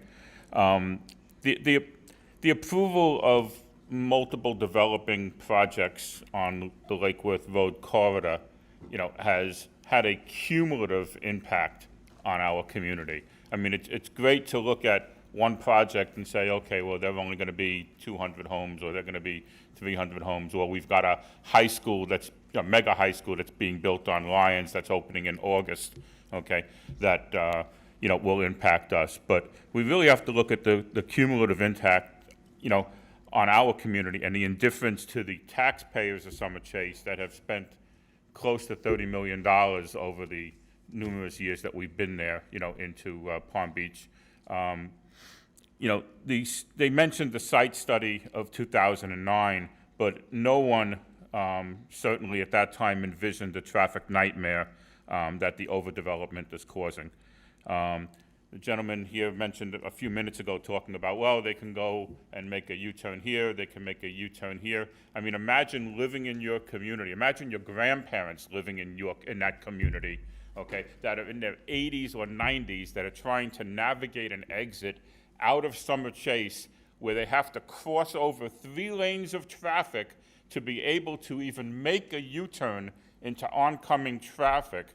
And we were told at a previous meeting from somebody, well, if they could just go down to another light and try to make a U-turn, or another light. I mean, imagine having a 4 to 8 block radius that you've got to be able to make a detour every time you want to come in and out of your community, okay? We are being impacted. Yes, there are other communities or developments that are larger than us, okay? But we've been here. We've been here for 30 years, okay? All we're asking is for some simple solutions. Again, not mentioning the traffic light, but there are solutions that could be done by the FDOT and Palm Beach County, and we do appreciate you guys recognizing that today. The Morton Development Company, if you look at the northwest corner of that development, right by the hotel, I believe, we could share an entrance and exit path on that corner, right across from Cypress Isle Way, which is our exit, okay? And I don't want to take up any more of your time today. I have other people who have things that they want to say. But thank you for your consideration, and thank you for future considerations on this matter. Thank you. Mr. Guerrera? Yes, my name is Richard Guevara. I live at Summer Chase, 3771 Springcrest Court. I'm also a retired postal supervisor. I'm also a disabled veteran. We have a lot of disabled veterans there. We have a lot of retired people there. We have teachers, we have lawyers, we have doctors. I've reached my goal where I want to retire and live. I'm scared to go out that road. I really am. You go out that road and they don't even stop. They're going 55, 65. They fly. But they want me to go and make a right when I can't even get out. When the light is changed, they don't stop to let you go by. They block you. You can't get out. And then you look at them and they look at you and say, well, we're here. You're there. All we're asking is for cooperation, a little help. We did our part. You got teachers that are retired. I mean, I want to live out my life. I don't want to end up getting crushed because they don't want to stop, or because I'm trying to get in, I'm going to get hit. I want to be able to go home, to my wife, see my grandkids, enjoy life, the rest that I got left. And I hear what everybody else is saying. Development, growing is great. Cooperate with us, give us help. I know you said don't talk about the lights, so I won't. But, and honestly, if you think about it, that's the best thing there is. I agree with her. You know, I'm not asking for much. I'm asking help Summer Chase retirees that made our goal to do what we did, to bring up our kids, to bring up, you know, work in stations, work in the post office, fire department, police department. We did our goal. We did our bid. And all I'm asking is help me, help them, help us. You know, we're asking for help. We're here begging for you guys, please, listen to us. I understand what that gentleman said right there. They probably read, they stand there at a certain time, well, there's no traffic. Well, there's no traffic. Come at the time in the morning when you try to get out, you can't. Come at the time in the evening when you try to get out and you can't. You can't. They won't let you out. And if they let you out, whew, thanks, buddy. You gave me a break. I can't believe it. You know, I was always brought up with, you know, stop, let the other person go. Shit, I'm in a generation now is, who was that? That guy's going 80 miles an hour. You know, I'm sorry, but I hope you guys see and help us because we need that help. And I won't take no more of your time. Thank you very much for listening to me, and thank you for trying to help us. I appreciate it. Thank you. Mr. Lowenthal, followed by Kimberly Tarana. And you can take both microphones. Good morning. My name is Dick Lowenthal. I live at 8381 Winter Springs Lane, and in Summer Chase. I've been a longtime resident there. First of all, I want to thank you for all your proposed help, which I hope you will do with us. You know, some of that traffic study was done at a very interesting time during the COVID, the peak of COVID, out of season, April. It made no sense to do a traffic study. I would challenge every one of you on this board to come to our community around 7:30 in the morning and try and get out between 7:30 to 9:30. Sometimes the traffic is backed up from Polo and Blanchette all the way to the Turnpike. And yet this gentleman is saying, well, it's no problem. You just go out and you just have to go a little bit further. You can't get across at that particular time. You've got cars going, if it's backed up or if they're not backed up, they're going 45, 55, 65 miles an hour on Lake Worth Road. So it's not only then, it's also around 3:30 to 5:30 or 4 to 6. So we have residents in our community saying, well, I can't have a doctor's appointment in the morning. I've got to wait till the traffic goes by. Then we can you can get out of the community. And what hasn't been brought up, it's not only getting in and out of the community, but let's talk about emergency vehicles. Now that's a major problem where time is of the essence to get an ambulance in there, a fire truck or whatever. And if they get backed up in traffic, or as this gentleman says, well, no problem, they'll just go a half a mile down the road and make a U-turn. Well, it is a problem. And then they talked about other ways of doing it that for instance, the fire department wasn't even considered, and they weren't even asked for their opinion. And some of the proposals that were made were turned down, that they can't do it. So I would ask you not only in and out for the residents, but in and out for emergency vehicles. I broke my arm. You're all gonna laugh. I broke my arm playing pickleball, okay? And I appreciated the fact that the ambulance was there to take me off to the hospital right away. But they're not gonna be able to get in there. They're gonna be backed up in traffic, and God forbid they're backed up a mile or a half a mile to get in, or somebody has a heart attack or a stroke, and they're sitting in traffic. And they can't even get to the nearest hospital that they're building on Lake Worth Road. So I would hope that, and we appreciate, you know, everything that you're trying to do, and hopefully will take us into consideration that The last thing we need is more gas stations and a hospital. Thank you and- very much, sir. Okay. Thank you. Okay, Commissioner Woodward? Yes, I have a question for staff. Is Lake Worth Road, is it a county road? Is it one of ours, or is it a state road? It's an FDOT road. Okay, but do we, as it's in the county, do we have the ability to do anything to the road, as in put like a do not block section if people are coming out? Because it seems like traffic is backing up to the next light and they can't get out. Are we able to actually paint the do not block that? I know there's multiples in downtown West Palm Beach where we have that to, if traffic gets stopped, they leave a gap. We can ask the FDOT to look into that. I don't know what their standards are regarding that, but they will take that into consideration if they can do it. So I don't know if we have to change the motion that was made earlier, but if that's something we could add, because everyone knows I'm not a fan of more traffic lights. I'm sorry, they're the bane of my existence.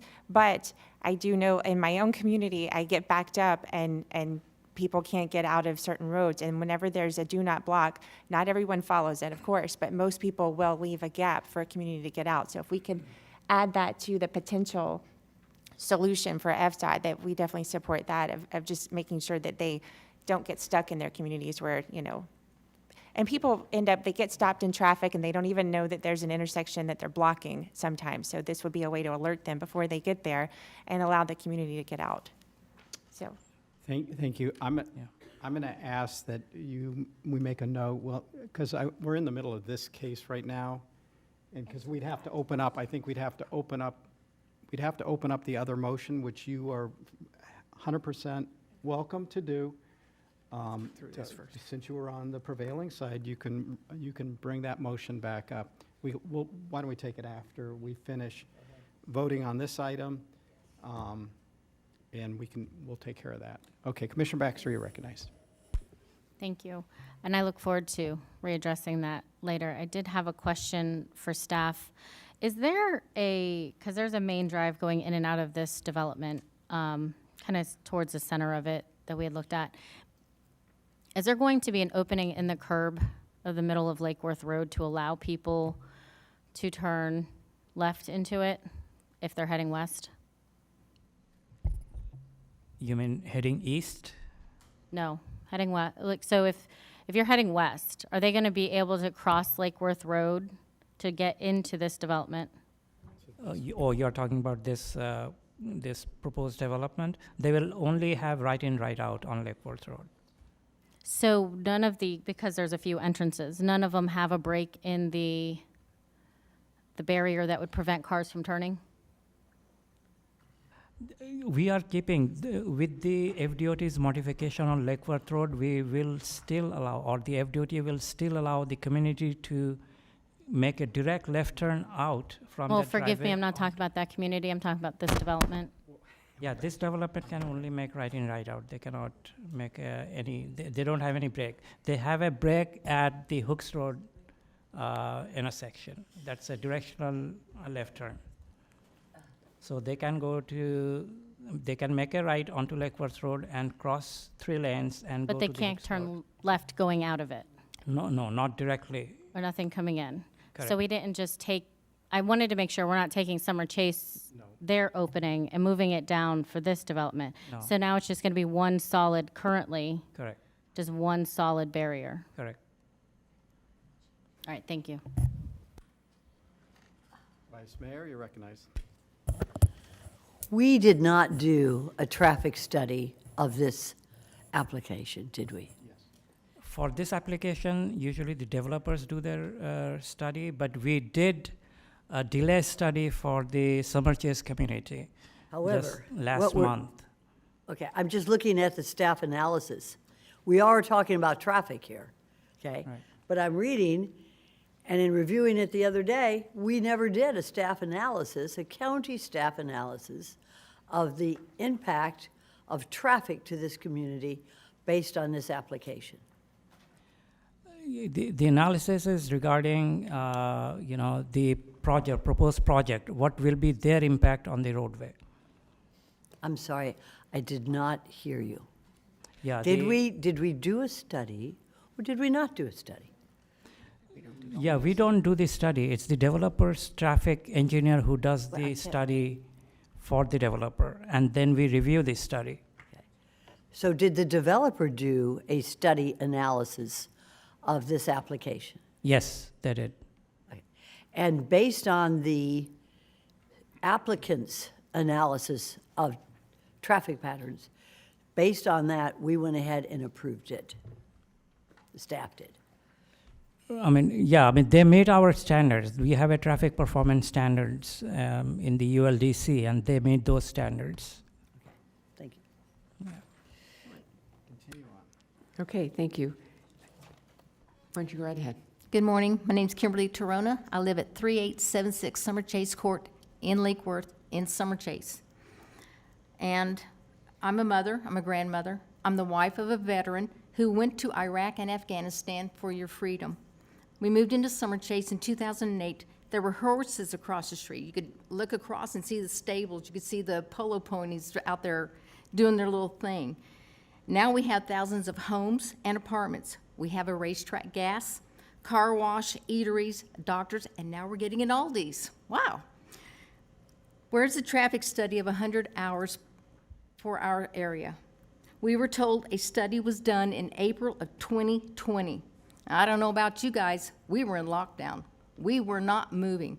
I was out shopping for toilet paper for some of my senior citizen neighbors. The impact of the traffic in our area, Lake Worth corridor, is horrendous.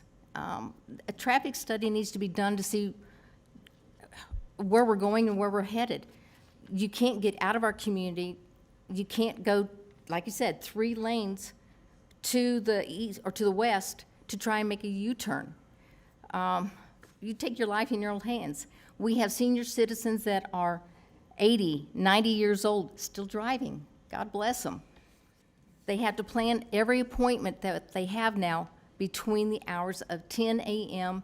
and 3, I'll say 2:30 because traffic starts picking up. We just ask you, I know you said there's no traffic light, but South Florida is overcrowded. You keep hearing about more workforce housing being built. Have you checked the prices of some of those workforce housings? I don't know if they can afford them. The impact on wildlife. I used to see 10 to 20 raccoons and whatever go behind my property. I've got cameras back there. I'm lucky if I see 1 or 2 a week. It's just overbuilt. Pedestrian crossing. Well, what pedestrian wants to take their life in their hands to go across Lake Worth Road? I don't know if you can help us, but and we only have 1 entrance in, 1 entrance out. The only way into Summer Chase is right there. If there's anything you can do at all, we'd appreciate it. Rezone for whatever. We're just a handful of senior citizens that want to live in our little community. Thank you. Thank you. Toby Neal, followed by Clay Kime, Ronald Tamburella, and the last card is Stan Lemke. Good morning. I'm Toby Neal. I live at 8340 Lake Cypress Road. I moved in 2017 when the horses were still across the street, and it was a beautiful thing for me to see every morning when I went to work. I am still one of the few people who live in the neighborhood that is not retired. So every morning, and I'm a teacher, so every morning, Monday through Friday, I have to plan for my drive to get out of my neighborhood. And if I miss it by a minute or 2, I have to wait. There are 2 of those signs that are the T signs that tell people going west on Lake Worth Road that there's an entrance to our neighborhood. But every morning, there's nothing but gridlock for me to cross.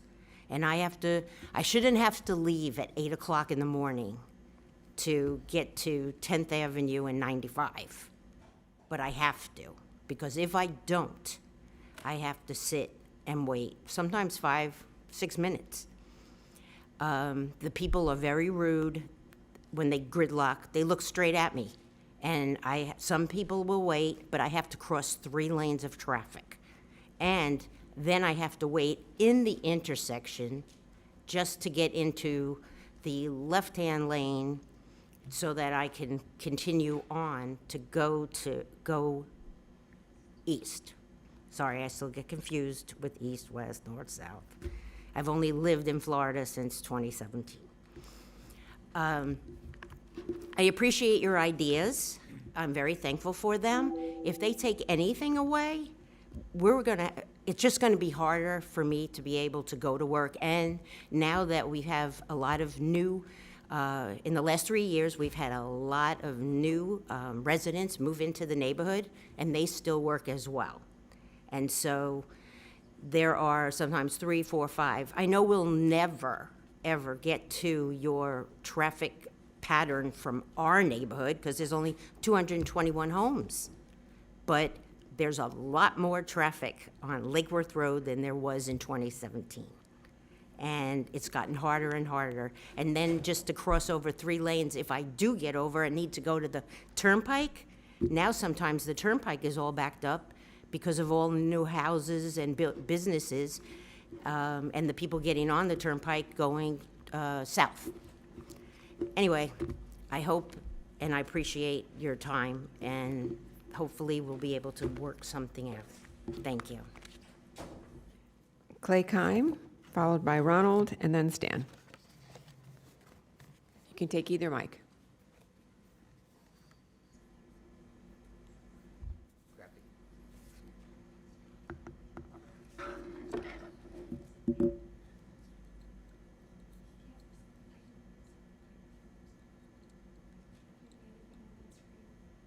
What do you mean? I'm sorry, there's no approval for any depiction of graphics today that didn't go through our office. There's a 5-day window for presenting items, so we stay on this screen. All right, then, I'm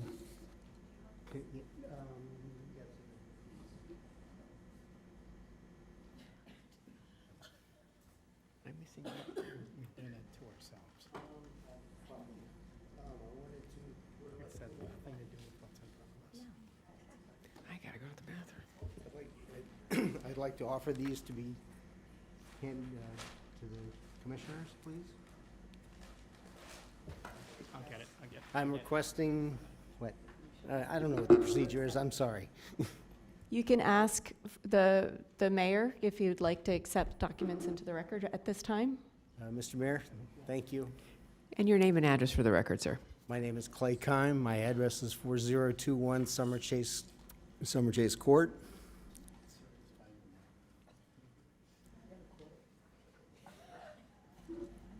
Yeah. Probably in the middle. Where? Just, yeah. For who to see? Well, for the board to see.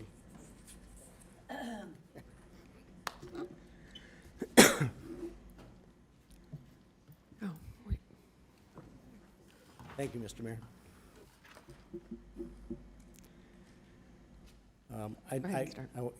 At the risk of running out of time, if you could give me an extension of time to finish what I have to say, I would appreciate it. But let me start by saying I would ask you to please oppose this and not make any changes until further studies are done. I'm sorry. Can you hear me now? I'm sorry. I would ask that I personally oppose this motion and that Your you name, sir. You still haven't said your name. Okay, it's Clay Kime, Thank you. K-I-M-E, 4021 Summer Chase Court. I do oppose, and I'm asking you to oppose the motion that is before you today.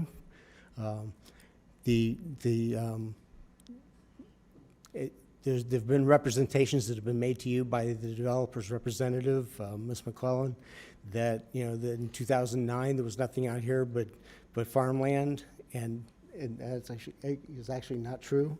If you can look at the handouts, and I can tell you, actually you have in your handouts. There's also a list that shows you the dates of those that those were built, both in date order as well as alphabetical. So there's over 4,700 homes in the immediate area. They don't include anything on the other side of the turnpike, which there are also. We have a new 2,600 student high school opening in August. There's an elementary school on Lyons Road, and the traffic for the parents to drop off and pick up backs out onto Lakeworth Road from all the way down Lyons Road. Traffic is a lagging indicator of bad policy or failed policy. We need better planning, because we're in a bind, and I understand the issues with the state and all these, but we need some help here. We are surrounded. We have lots of neighborhoods that surround us. I understand the traffic light thing. You can't, but you can help to lobby for us, please, to whatever we need done. But we are stuck. We are victims, and we're victims of overdevelopment, and that's why I'm asking for you to not grant any further access or any other further amendments to these until it can be analyzed. When I've got these documents and about this hearing, what's to be covered. There's nothing that I could find in any of these documents that talks about impact on neighborhoods. We talk about water runoff, we talk about emergency vehicles, we talk about pedestrian traffic, talk about all kinds of things, but we don't talk about the impact on neighborhoods. And that's something I please call on you for this and for future considerations of what goes on to neighborhoods, to consider the impact of these developments. Development by itself is not a good, it is not an end. Because you can doesn't mean you should. So I would be glad to entertain any questions. Thank you, sir. Guess not. Okay. Thank you for your time. Ronald, followed by Stan. I'm sorry? Ronald. Ronald had to leave. He said that his opinion was expressed by the other speakers. He stands opposed. Stan Lemke? Thank you, sir. I'm going to talk really fast because some of the things would be repetitive, plus I'm probably going to get a parking ticket here pretty soon. So I think when they put I know you want to talk about traffic light. Let me introduce myself. My name's Stan Lemke, 3985 Summer Chase Court. Give you my brief resume. I'm a civil engineer and have spent most of my career working in local government, so I'm a little bit familiar with the process you're going through. I used to have in my department, in a different location, a traffic engineering group, and I got so tired of arguing with them about warrants, so I'm not going to get into that. Anyway, when they put the traffic signal in Blanchette, my personal opinion is that helped a lot because it gave us a break coming in and out. I'm a little disappointed in some comments that were made. I don't know if by the developer or by staff, I don't know who said, but all you have to do is just go a few blocks and make a U-turn. Well, we are a 55-plus community. There are a lot of residents there that are more than 55-plus. And I think to force them to go and make a U-turn, I think does not make any sense whatsoever. Some of my neighbors have been involved in this a lot longer than I have. My personal opinion, what would help a lot, and I asked the developer, and she said it's not our issue, it's a DOT issue, is if you eliminated the westbound U-turn lane right in front, that would help a lot. And I realize it's not your issue, that's a DOT issue. But when you start talking about senior citizens and forcing them to go make a U-turn, I think is kind of the wrong approach. So safety is going to be an issue, and I think there are solutions. That's about all I got. Thank you. That was helpful. Okay, We also had 13 non-speaking cards that were opposed. all right. Thank you. Two others that we put in Excuse me. cards, and I don't know why we're not listed there. Hang on, we'll find out. Maybe you didn't check. You wanted, The nice lady that was standing here, she was collecting cards. might have been that they were not marked for speaking.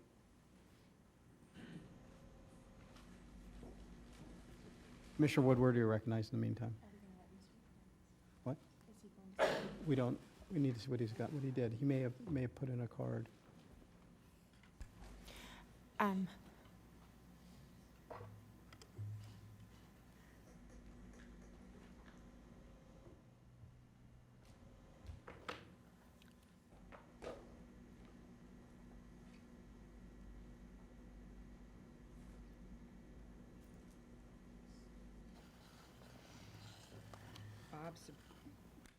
Bob Sabrowski? Sorry, sir. It was, you did not check that you wanted to speak, that's why. Oh, sorry. I like speaking. Okay, my name is Bob Sosnowski. I'm the president of the Summer Chase HOA. I live at 8241 Lake Cypress Road. I am the president of Summer Chase Homeowners Association, and I'm here today just representing my community, which is a community of 55 and older, 221 homes. Many of our residents are in their 70s, 80s, some are in their 90s.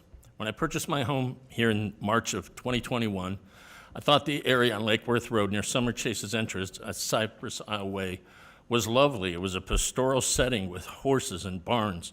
And in just 2 years, that bucolic scene has been replaced by a concrete jungle of apartments, townhouses, medical offices, gas stations, car washes, you name it. And we've got 2 hospitals, 2 medical buildings, and a hotel coming now. So just 8 months later, this community was embroiled with a tug of war with the developers of Polo Gardens. Those are the apartments and condos behind the Polo Gardens MUPD and now Lake Worth Crossing MUPD, the matter before you today.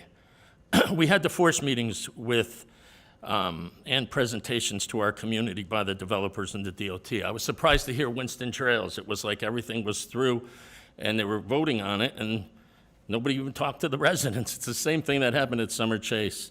The initial traffic study that was conducted, as people had mentioned earlier, was done at the height of COVID, when the state was closed down. I guess we were supposed to miss that. The second was done when snowbirds leave and when schools are closed. And it certainly doesn't take into consideration the full residency of all the development that's coming, plus the new high school on Lyons Road, as people mentioned before. And I guess what Clay said was really important. What serious planner discounts this? We were seemingly misled with one fix that was presented to us regarding jump curves for the emergency vehicles. It seems that our emergency response teams were not aware and had never even heard of such a thing. And Fire Marshal DeRita agreed with my concerns about it and said no one even discussed the option with him. Zoning is on record as saying that there are no public objections to Polo Gardens. Well, at the MUPD, there were none because nobody notified us. Let me make it clear that the residents of Summer Chase are not against development.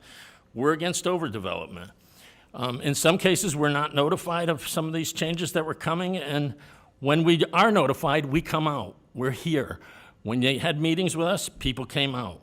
So just on behalf of Summer Chase, I'm asking the board to delay the approval of this Lake Worth Road MUPD just until we can come up with some sort of solution for the traffic. You heard from a lot of residents. This is a real serious problem, and it's only going to get worse. And unfortunately, one thing I just want to end is zoning made this quip at the last meeting with zoning. They said that, and we're not supposed to talk about lights, but we need to come up with a solution. Thank you, sir. Okay, thanks. I have one more card from a Patrick Wilson that was not checked that he wished to speak. Thank you. That is the end of the cards.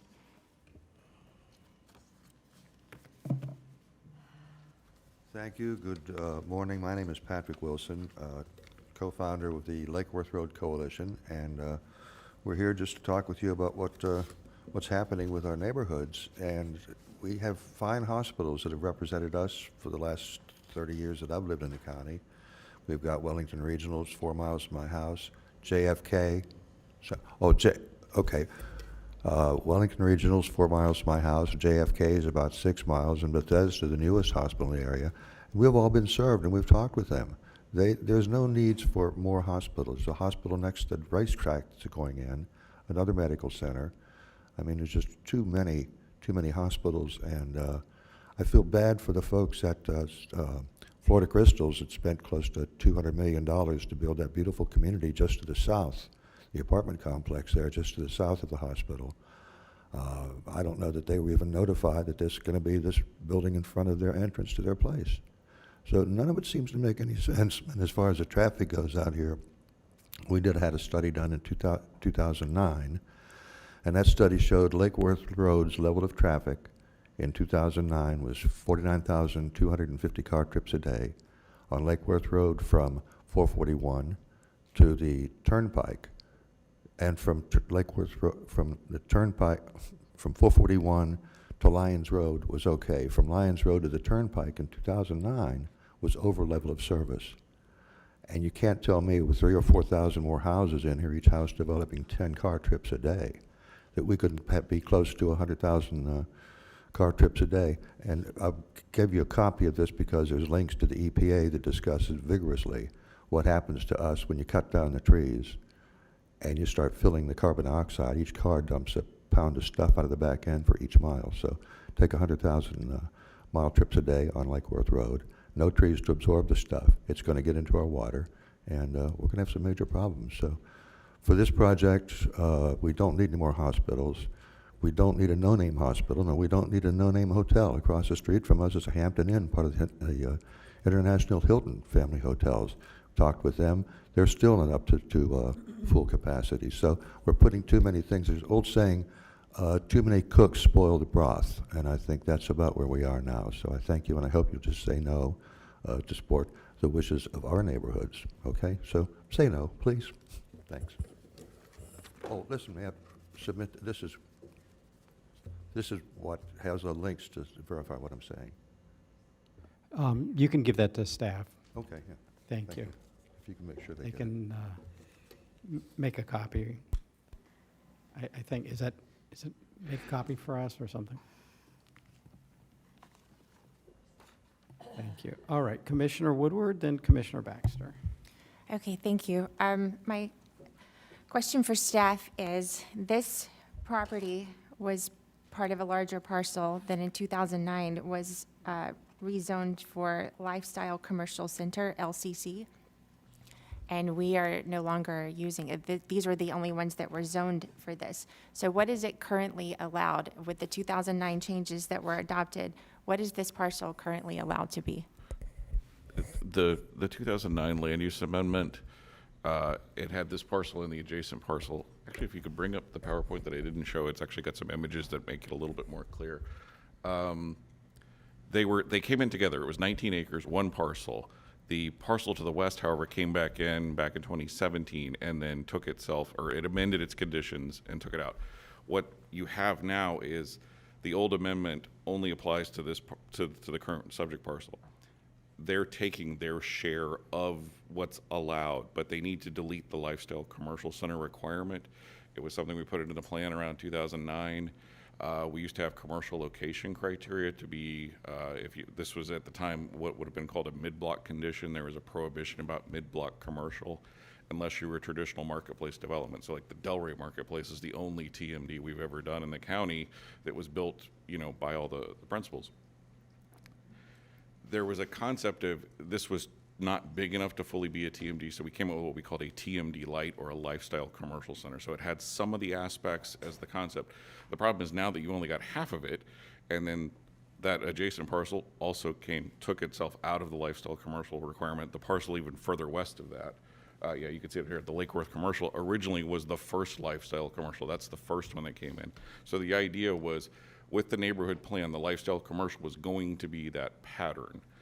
If you actually go in and read the West Lake Worth Road neighborhood plan, they wanted to look something like the PGA Commons development on PGA. That was the concept of what they liked and what they supported. So it was going to be buildings more up to the street, parking behind it, then transition to residential, and then that was the original concept. Their neighborhood plan referenced that, but I think that vision got lost. So all they're doing is deleting the requirement. So if you don't do anything, they're going to be stuck with the lifestyle commercial requirement. And it's been deleted from the code. It's been deleted from the other two amendments that had that requirement. They've developed more like traditional MUPDs, and they already have the commercial land use. So there's no point to doing it. 9 acres is really hard to pull that off. And that's not what the applicant has brought us. So we have no issue with deleting it. They're still going to live within the other limitations on square footage, no large single tenant and so forth. So the other issues are still being met. It's just the form of development will be a little different than what the board approved in 2009. So Long explanation for a simple question, sorry. No, thank you. It's a good answer. So as far as us, if we allow the abandonment of this to change to what they want, what are the impacts? Is this a higher impact or a lower impact than what was originally required in 2009? The overall was 300,000. There's 154,000 square feet left. The other parcel took 145 and change. They're just taking their share. So I think they're proposing 110,000 or so in the zoning. So they're not even going to meet what they have under the land use. I mean, they're well under it. So that's very typical. Land use has a high potential zoning. It's a much lower amount that they actually take down, at least in non-residential. Usually residential, it's over. It's fine. So there's no impact. So that's the only real comp plan item before you is to amend the condition. And so to delete that requirement, everything else is straightforward. There's no real impact. And also, just to address, Commissioner Sachs had the question about there was no traffic study. There was no traffic study on the land use amendment because they already had the land use designation, so it was already accounted for in the long-range model. So I just wanted to clarify that there was one for zoning, there was not one for the comp plan. Okay, Commissioner Baxter, you recognized. Thank you, Mayor. With the understanding we're going to revisit the other motion at a later time, I would like to move to approve item number 7, A, B, and C. So we need to do 6 and 7. I think you need to approve the land We'll use do 6 amendments. first. Yeah. Okay, so I move to approve item number 6. You okay? Hang on. Sorry, Mr. Mayor.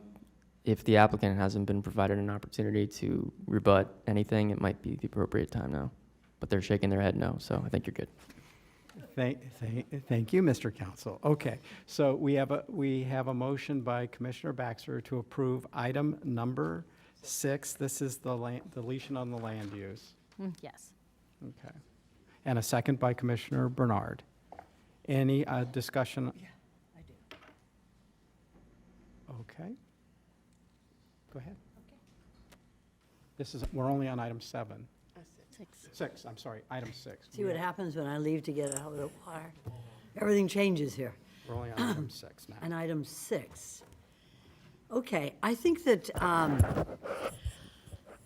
think this is a very relevant discussion that we're having today on this, and it's because what I see over and over again in our county is development is good, we need development, overdevelopment is bad.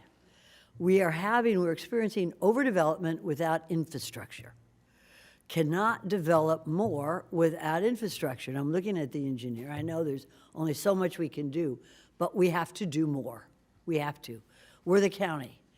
And if that's a state road that follows federal regulations, we are not ready for this.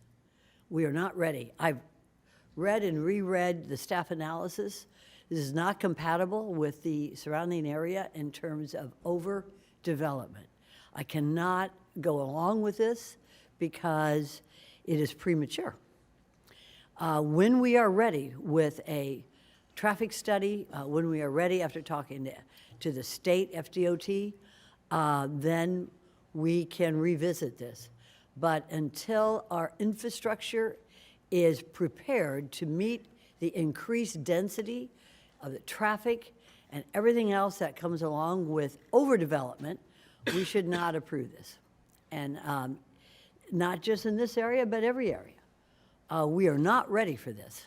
Maybe a good idea, but now's not the time because we in the county are not ready to be able to absorb this additional development. We have not, without a staff analysis of engineering on traffic and increased traffic on this, I cannot approve it. So I would be against it. I think it's a good idea, but I think it's premature. And we just have to grow up a little bit and get our infrastructure together before we plan for increased development. And that's why I would not be going along with this today, Mayor. Thank you. Mr. Davis, since Vice Mayor was out of the room when you made your comment regarding the traffic analysis, can you please revisit that for us? There. I think you picked up on the land use amendment staff report indicates there was no traffic analysis provided for the long-range traffic look because it already has the commercial high with the underlying 2 land use. They're not changing that. When 2009 it was done, they were evaluated and they were accounted for in the long-range model. So they're there. They are not required, and we're not required to do one. So that's why there is no one at that. You still have the concurrency analysis through zoning, so you do have that one. But it was just, I was clarifying that there wasn't one on the land use amendment. Yeah, sure. No, I understand that, but, you know, it's one thing to say that a traffic analysis doesn't have to be done because of the previous conditions of the classification. However, in my personal opinion, when you drive a road and there's over trafficked areas that go into safety of the residents, then I think that in itself is enough to indicate that we have overdeveloped without a concurrency with regard to roads. I see it everywhere. I see it in my district. I see it in every district, that we just we are busting out of our seams. And until we understand in this county, my personal opinion, professional personal opinion, that we have to get the infrastructure done first, then let's more hospitals or whatever it is we want, whatever the residents want. But until we get the infrastructure together, we cannot move forward with increased development. And it may be a good idea by Morton, but I just think it's premature at this time. Thank you for that response, sir. Thank you. Commissioner Baxter, you're recognized. Thank you. And I agree, actually, with a lot of what Commissioner Sachs has just stated. I think we might have different approaches. I still want to move forward with my motion, but on that subject, I did want to, I guess, make a comment that maybe with Commissioner Sachs, see how she felt about maybe when we start putting together our legislative ones this year, maybe we can put something in there to help with, because concurrency went away in 2012, Yep. and we moved to prop share. So maybe we can work with staff and try to find something that we can take up to Tallahassee that might better work for our area and the citizens. Okay. All right.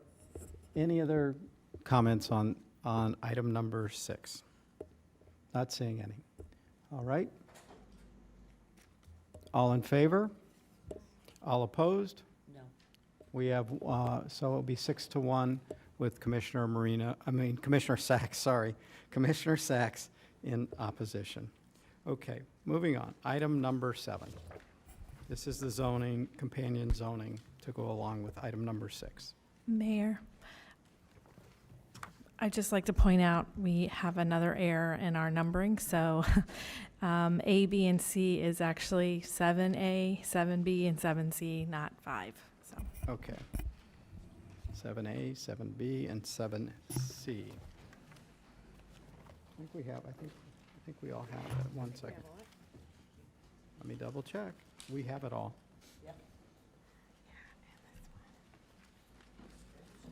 No. It was simply in the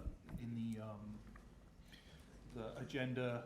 If The you motion. look at the A, you'll see where it says motion, it says to adopt a resolution approving item 5A.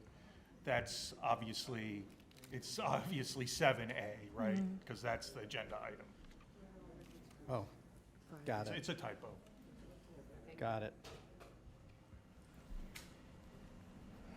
All right, thank you. Oh, they're all, okay. And then it's, oh, they're all 5. One's 5A, 5B, and 5C. So that I'll need to change to 7. Got it. Do we need a motion to amend? Okay, thank you. Okay, Commissioner Baxter, you're recognized. Thank you, Mayor. I'm just going to make the motion to approve 7A, 7B, and 7C. We have a motion by Commissioner Baxter, a second by Commissioner Marino on items 7A, B, and C. Is there any further discussion on this item? Seeing none, all in favor, all opposed? That motion carries, you opposed? Motion carries 6-1 with Commissioner, Vice Mayor Sachs in opposition. Okay. That takes care, now let's move back, we'll come back to, you wanted to recall the, you want to recall your, To amend the motion? to or- amend them, yeah, we don't have, it's not an item, but, So I think the most formal, cleanest way would be to motion to reconsider, and then if that's approved, do a new motion. okay. So you want to make a Okay, motion? motion to reconsider. We have a motion by Commissioner Woodward to reconsider, a second by Commissioner Baxter. Any discussion on the motion to reconsider? Seeing none, all in favor, all opposed, that motion carries 7-0. Okay, now you want to, we're going to reconsider it. Okay, I would like to go back to the original motion that we had, just adding the part about giving us the ability to strike the road or paint the road to say, do not block the intersection. I second.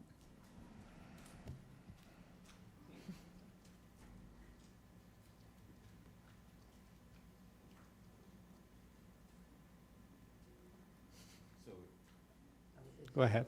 So I believe that you'd have to accept the changes to the, I accept. and I accept as the seconder of the motion, Yeah, I mean, technically, it's a new motion, Okay, but that works too. Everybody's happy.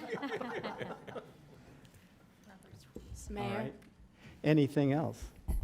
Mayor, can you just restate what exactly the motion is that's before the board? Thank you. I will ask our legal counsel to restate it, since I'm sure I will mess it up, so I'm gonna paraphrase. try to paraphrase what was said before.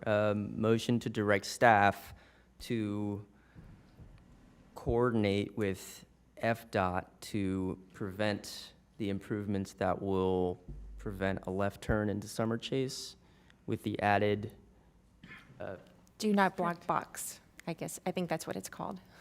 It's painted on the road, do not block. to have them add that do not walk box. Do not block. Do not block. Do not block the box. Yeah. It's not really a box, but it's it's an entrance, Yeah. so, okay? Are you good with that? Excellent. Okay. Thanks. This was a little wordsmithing this morning. Oh, go ahead, Vice Mayor. This is for the lawyer. Doesn't that become an infraction under the uniform rules of traffic? Because if somebody blocks the box. I think it has to be in a Is it- signalized intersection, I just want to be sure that we're not, but I'm not. getting into making something an infraction under the uniform rules of traffic, that if somebody blocks the box, they could be given a citation. And so I just wonder if we could, and I don't want to complicate this more, but I know that that is a citation under the uniform rules of traffic. Sure, I would look to engineering staff to confirm that, but perhaps you could just have direction to contact FDOT about the left turn, and then if not impermissible, to ask about the, yeah. Do not block the box. That's a traffic rule. But- And it's subject to a citation. So I just want to be sure that we're not overstepping our bounds in that. And maybe you could just let us know at the next, or whatever the attorney says, to advise us on that, so it goes through. It may be that might be the case, but I believe it's illegal to block an intersection. Oh, it is? And this is not considered an intersection, so, but I have no problem with staff going and figuring it out. Okay, thank you, thank you. All right. Any further discussion on the motion that's in front of us? Seeing none. All in favor? All opposed? That motion carries 7-0. Okay. Now, we're moving on to item number 8. Okay. Item number 8 is our employee housing modification to the Unified Land Development Code. This has been before the board 2 times, so this is up for final adoption. We have not made any changes since it was last presented. We are recommending approval of item 8, not 7, and we would request a motion to adopt the ordinance for item 8. Okay, we have a motion by Commissioner Marino, a second by the Vice Mayor on this will be the final reading on the employee housing. Is there any further discussion on this item? Seeing none. All in favor? All opposed? That motion carries 7-0. All right, moving on, we have item number 9, a permission to advertise. Yes, item number 9 originally had 2 parts. It's called Unity Title and Potentially Buildable Lot. We're seeking requests for permission to advertise. On the add delete, we have removed Exhibit 2, which relates to the potentially buildable lot, so staff can go back and meet further on that particular item. So we're requesting permission to advertise for Exhibit 1 only. This relates to unity of titles. It was removed from the code several years ago. We're looking to put it back in for residential properties where a property owner has 2 adjacent properties next to each other and wants to use a unity of title to tie them together, ultimately to build an accessory structure. But in the future, if they want to release it, subject to the criteria we have in the code, they can do that without losing density. So it's a benefit for residential property owners. Okay, we have a motion by Commissioner Marino. We have a second by the Vice Mayor. Any further discussion on this item? Not seeing any. We'll see you all in favor, all opposed. That motion carries 7-0, and I guess we'll see you back in the future to discuss this once you have advertised it. All right, moving on. I think we are now to, we are at comments. All right, we will start with our county attorney. Any comments this morning, sir? No comments. Okay. Our zoning director. Yes, I have comments this morning. I would like to give you a little update on our ULDC work plan. We talked about this during the agenda reviews. So the board has talked on multiple occasions about the complexity and the web of the ULDC, and we have lots of revisions in the pipeline, and we wanted to give you a little bit of an update. Administratively, we've made a lot of changes to our pre-application process, to our zoning confirmation letter processes. We've added an ag use verification process. All of this, keeping in mind a lot of the dialogue at the board to encourage code compliance and address some of the code violation issues.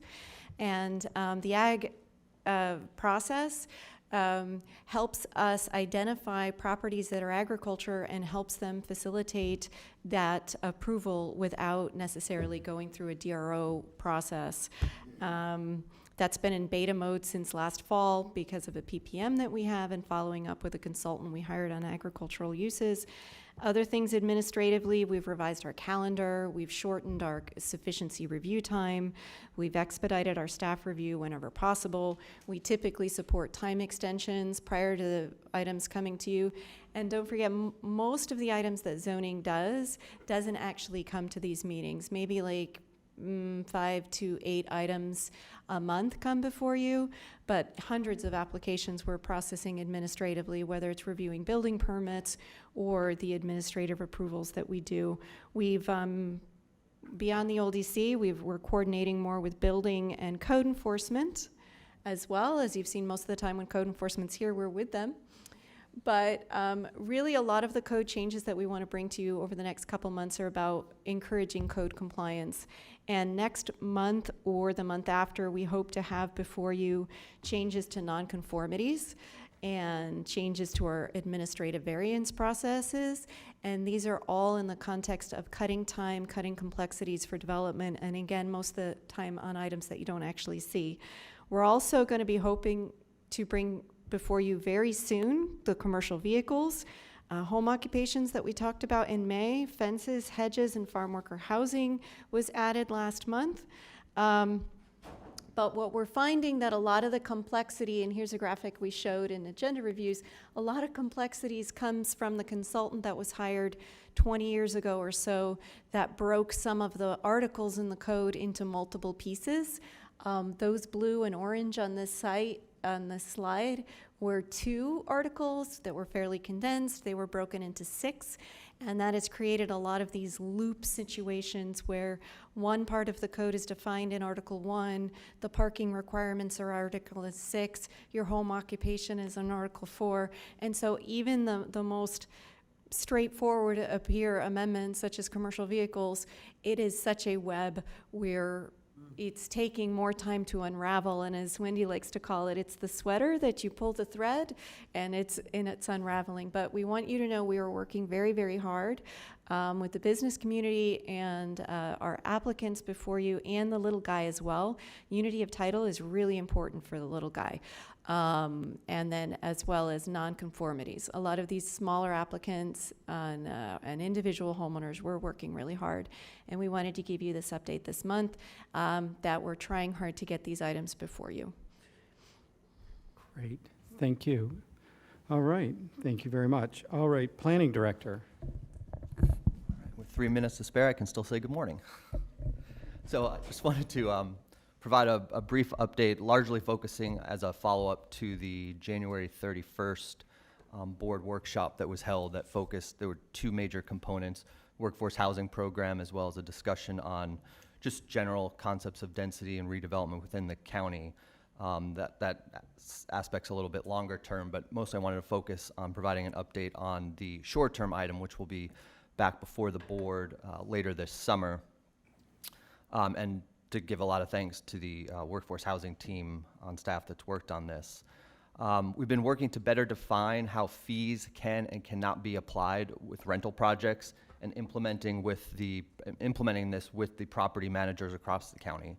At the same time, we've been monitoring recent state legislation that address landlord-tenant relationships to make sure that nothing in the code or that we were proposing would step afoul of anything that was in that new legislation, and there were no issues deemed with that. We've expanded the amount of information that we collect and monitor for each unit in order to be able to track the turnover of units and get ahead of non-compliant fees and rents. Thirdly, staff has drafted some code changes that I mentioned will be coming back before the board later this summer, and those concepts were discussed at that January 31st workshop.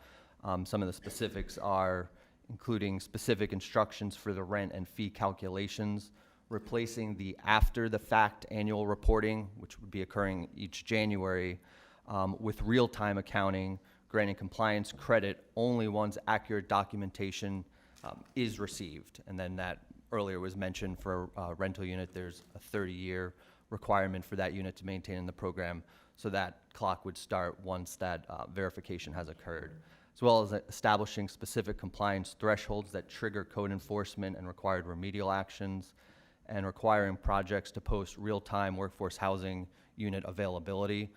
That'll help with, right now there's on our site a static number of units, but those were the total number of units, not what's actually available. So we'll get a lot of calls from people saying they see a number, but that's not actually what is available. Following the January workshop, we did hold an interested parties session in late March. Since then, there have been a few more revisions, so we will be going back out to industry next month to have another meeting with them, and then we'll be back before the board for permission to advertise, LDRAB, and then back for adoption later this summer. And then also, part of that workshop was discussion on density and redevelopment.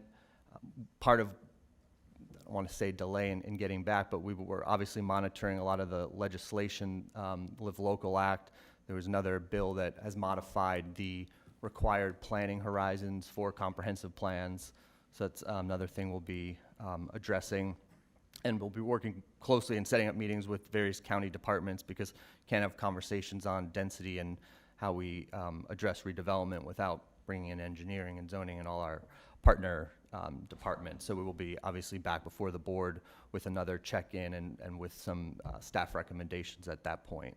Also, this summer we'll be coming before the board to initiate a few other items related to updating the comprehensive plan, our URA, transportation concurrency exception area, addressing how we define congregate living facility in the comprehensive plan, and addressing independent living, because they have different characteristics to each other and different impacts, as well as a couple element changes that we're working on with various county departments. So with that, I will be quiet.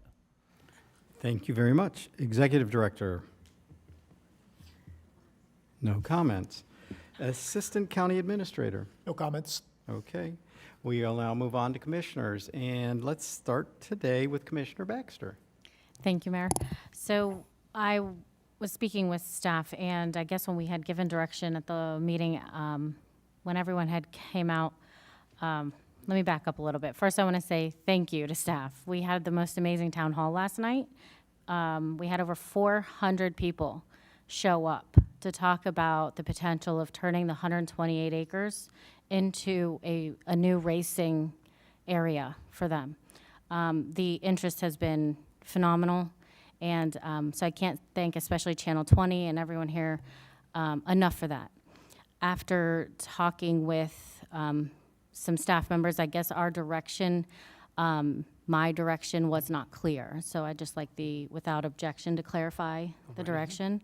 I would like to, and after speaking with Todd, he had suggested we put out a request for information. So maybe working with some key people in the industry to put together a request for proposal. I'd like to see that, and I guess that's where the clarification come in, a new request for proposals by October for people who would be interested in developing the site, running it, and so on.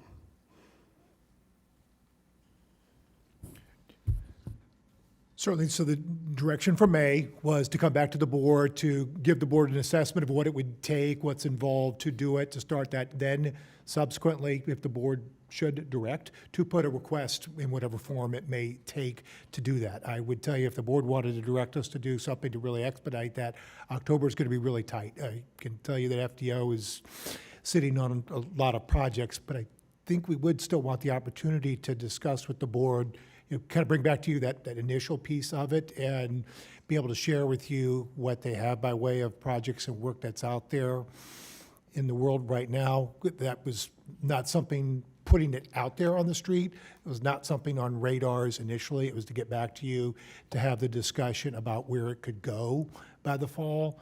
But understanding your point, but I do think I mean, I guess this would be the best, no time like the present to ask this. You keep saying where we want to go. Do you mean other than a racetrack? No, not at all.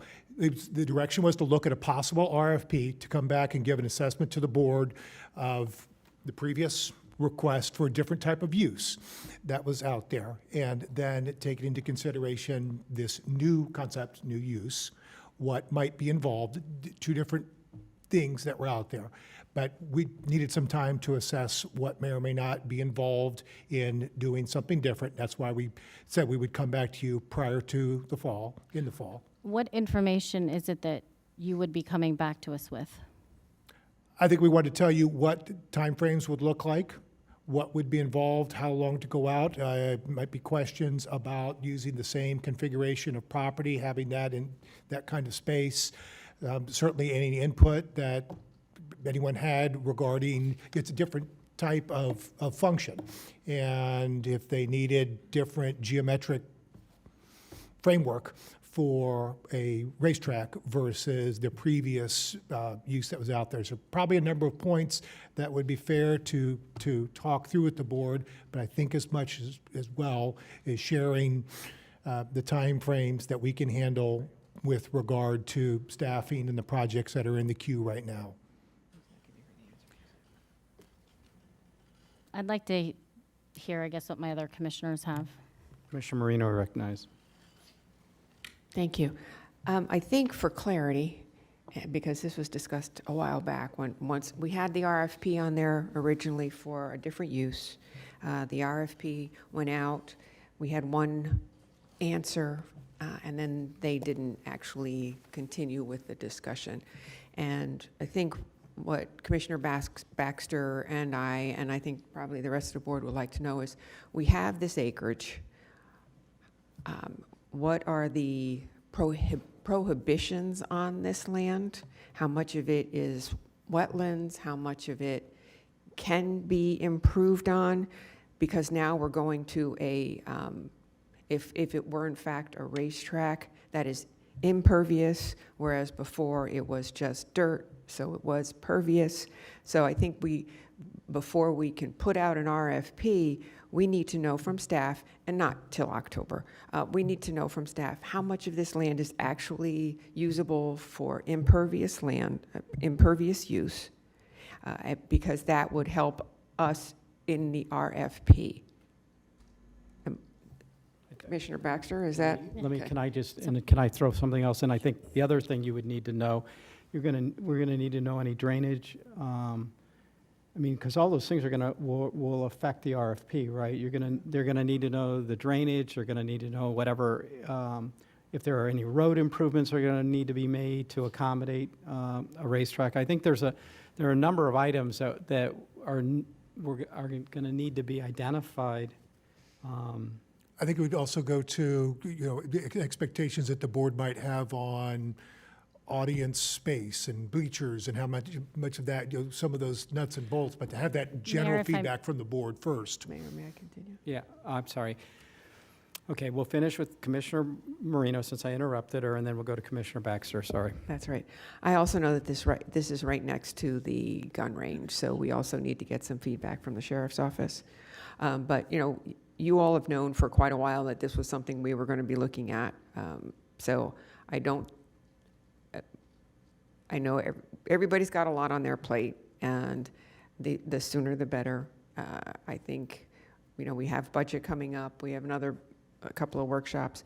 But at the end of the day, we need to know what land can actually be part of the RFP. And if you can do that in an expedited manner, I think that's what we're all looking for. Okay? Thank you. Thank you, Mayor.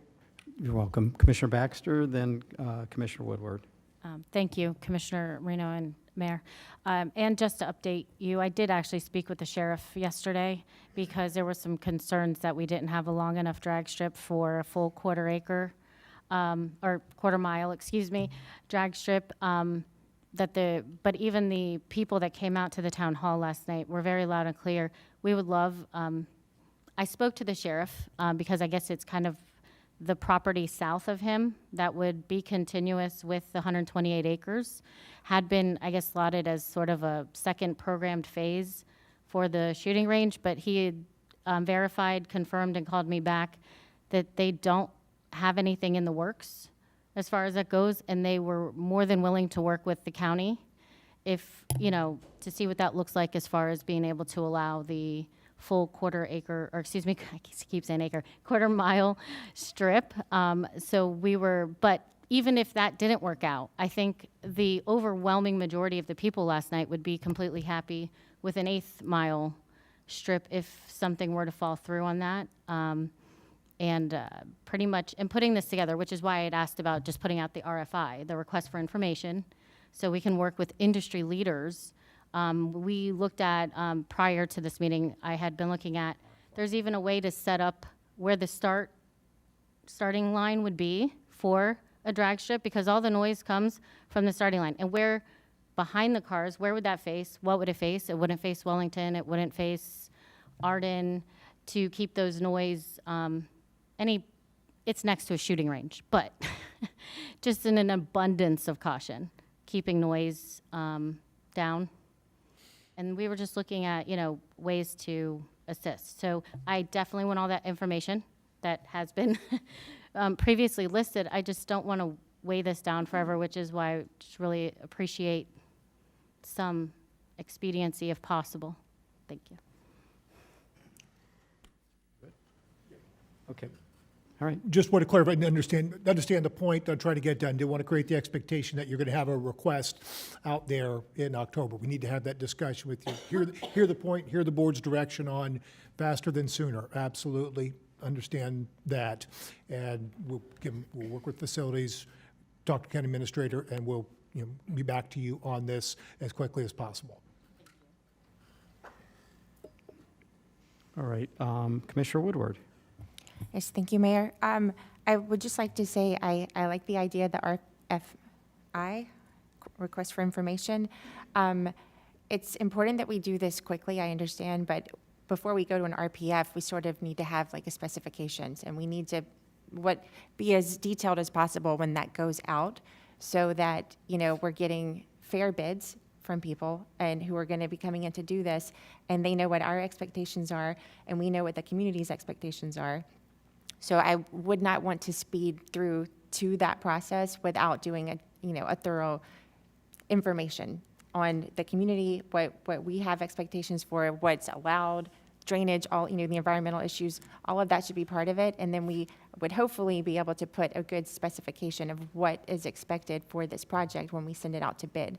And then hopefully when that comes back, it comes with a good understanding and we can move forward quicker once that part's completed. So I like the RFI part very much. Thank you, Commissioner Woodward. Okay, anything else, Commissioner Bexer? We're on your comments. I just want to see if you have anything else. No, I'm good, thank you. Okay. All right, Commissioner Bernard. Thank you, Mr. Mayor. I do support Commissioner Baxter in terms of expediting this issue. Earlier we heard comments by the zoning director and planning director, and Mr. Mayor, just based on the comments that I heard from both the planning director and the zoning director, it seems like you've kept them very busy. And it's your fault. No, but really, just want to thank the staff for all of your hard work and seeing that you're trying to remove some red tape. And so I know the mayor's been, for years asking for this, but we really, truly appreciate all the work that, your entire staff do for us. Thank you. Thank you very much, Commissioner. All right, Commissioner Marino. I have no comments, Mayor. Thank you. All right, Commissioner Woodward. Yes, thank you one more time. I wanted to thank staff for everything from today, and just to let you know, I've been out in the community. I went to a ribbon cutting just yesterday that was in unincorporated, and they knew I was commissioner, but usually that means I get to take some grief for whatever happened leading up, but they wanted to let me know that our building, zoning, planning department was the best that they've worked with in a while. They do a lot of work with municipalities, so I just wanted to send that. And I appreciate it, and it's what you're doing is making a difference to the people who really have to deal with this. And also permitting our fire, I don't know if it's the inspector, it's one of the 17 departments that does this, helped with the YMCA that's doing their project, caught something pretty early in the process that wasn't being done correctly, would have cost them a lot of money. So good job on that. They were able to correct it. And I just wanted to thank you for that. And also the workforce database that's being done on the housing.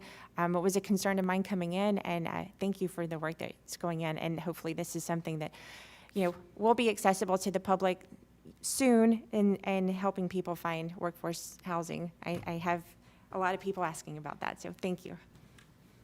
Thank you very much, Commissioner. Commissioner Barnett. No comments. Thank you, Vice Mayor. Thank you, Mayor. Traffic is a big deal, and everybody discusses it. So I did a traffic workshop yesterday, and I tell you, I am so proud of our Palm Beach County staff. We had the full board of county engineers, David Ricks, Joanne Morton Rose, Moel Turk was there. We also had engineers from the Florida Department of Transportation. We had James Green talk about what we can do for seniors for driving safety, and Clinton Forbes, who challenged everybody to take a bus ride. And I found out that you can, for $2, you can go from mall to mall, from Commissioner Marino's area all the way down to the mall over at Commissioner Woodward's area. $2, you can't beat that. And we had Valerie Nielsen from TPA, Kelly Smallridge from our Better Business, business. Thank you. And it was just, and of course Virginia was there, and it was just really a showing of how we in the county our staff and members of the commission, some of the staff members from our commissioners who are there, really want to work with people today in our community, young and old. We had also Eric Stern from the school district to work with students in traffic safety. So it was a big deal. And our staff's so proud of all of you. You work very, very hard. You work so hard to make this place the best place, paradise for us to live, work, and play. Thank you. Thank you, Vice Mayor. All right, I need to recognize a couple people in our chambers today. I have been blessed with having 3 interns in my office this summer, and we have 2 of them here today. I have Natalia Van Horn. Natalia is a student at, where am I get this right? It's G-Star School of the Arts, studying filmmaking. And you might know her mother, who's sitting right across the dais from us. And then I have Christine Sosa. Christine is a student at Florida State University. And I know she hates when I do this, but I'm going to do it until I can't do it anymore. She, so proud of her, she graduated not only with a high school degree, but she also graduated with enough credits in college that she finished her bachelor's degree in 2 years, and she's now at FSU, and now she's going on to get her master's. So really pleased to have them both here with us today. Okay, did you guys get a close-up Channel 20 on them? All right. And then last thing I just want to share with the board and the community. Yesterday I had the opportunity to attend an event up in Orlando. This was it was an event on the completion of construction for Brightline. And that phase has ended. They're onto their testing phase, and the plan is to have service between Southeast Florida, including West Palm Beach, to Orlando by September, and we hope they make it. You know, we talked a lot about traffic. I had the opportunity, of course, I didn't get to take Brightline up there. I had to drive my car, and the ability to take hundreds of cars off the road. Toll Road may not like that for their revenue side, but I can tell you, I think a lot of people appreciate having potentially less vehicles on the road, and it certainly make a nice, easier transportation option for so many people, for visitors, for business folks, and really I think it's going to invigorate and enhance the connection we have between Central Florida and Southeastern Florida with business opportunities. So really pleased to see that is moving forward. And with that, I have nothing else. And if there's anything for the good of the order, not seeing any, I want to thank you. I want to thank the staff. Great job today. And everybody have a wonderful day, and this meeting is adjourned. Wonderful.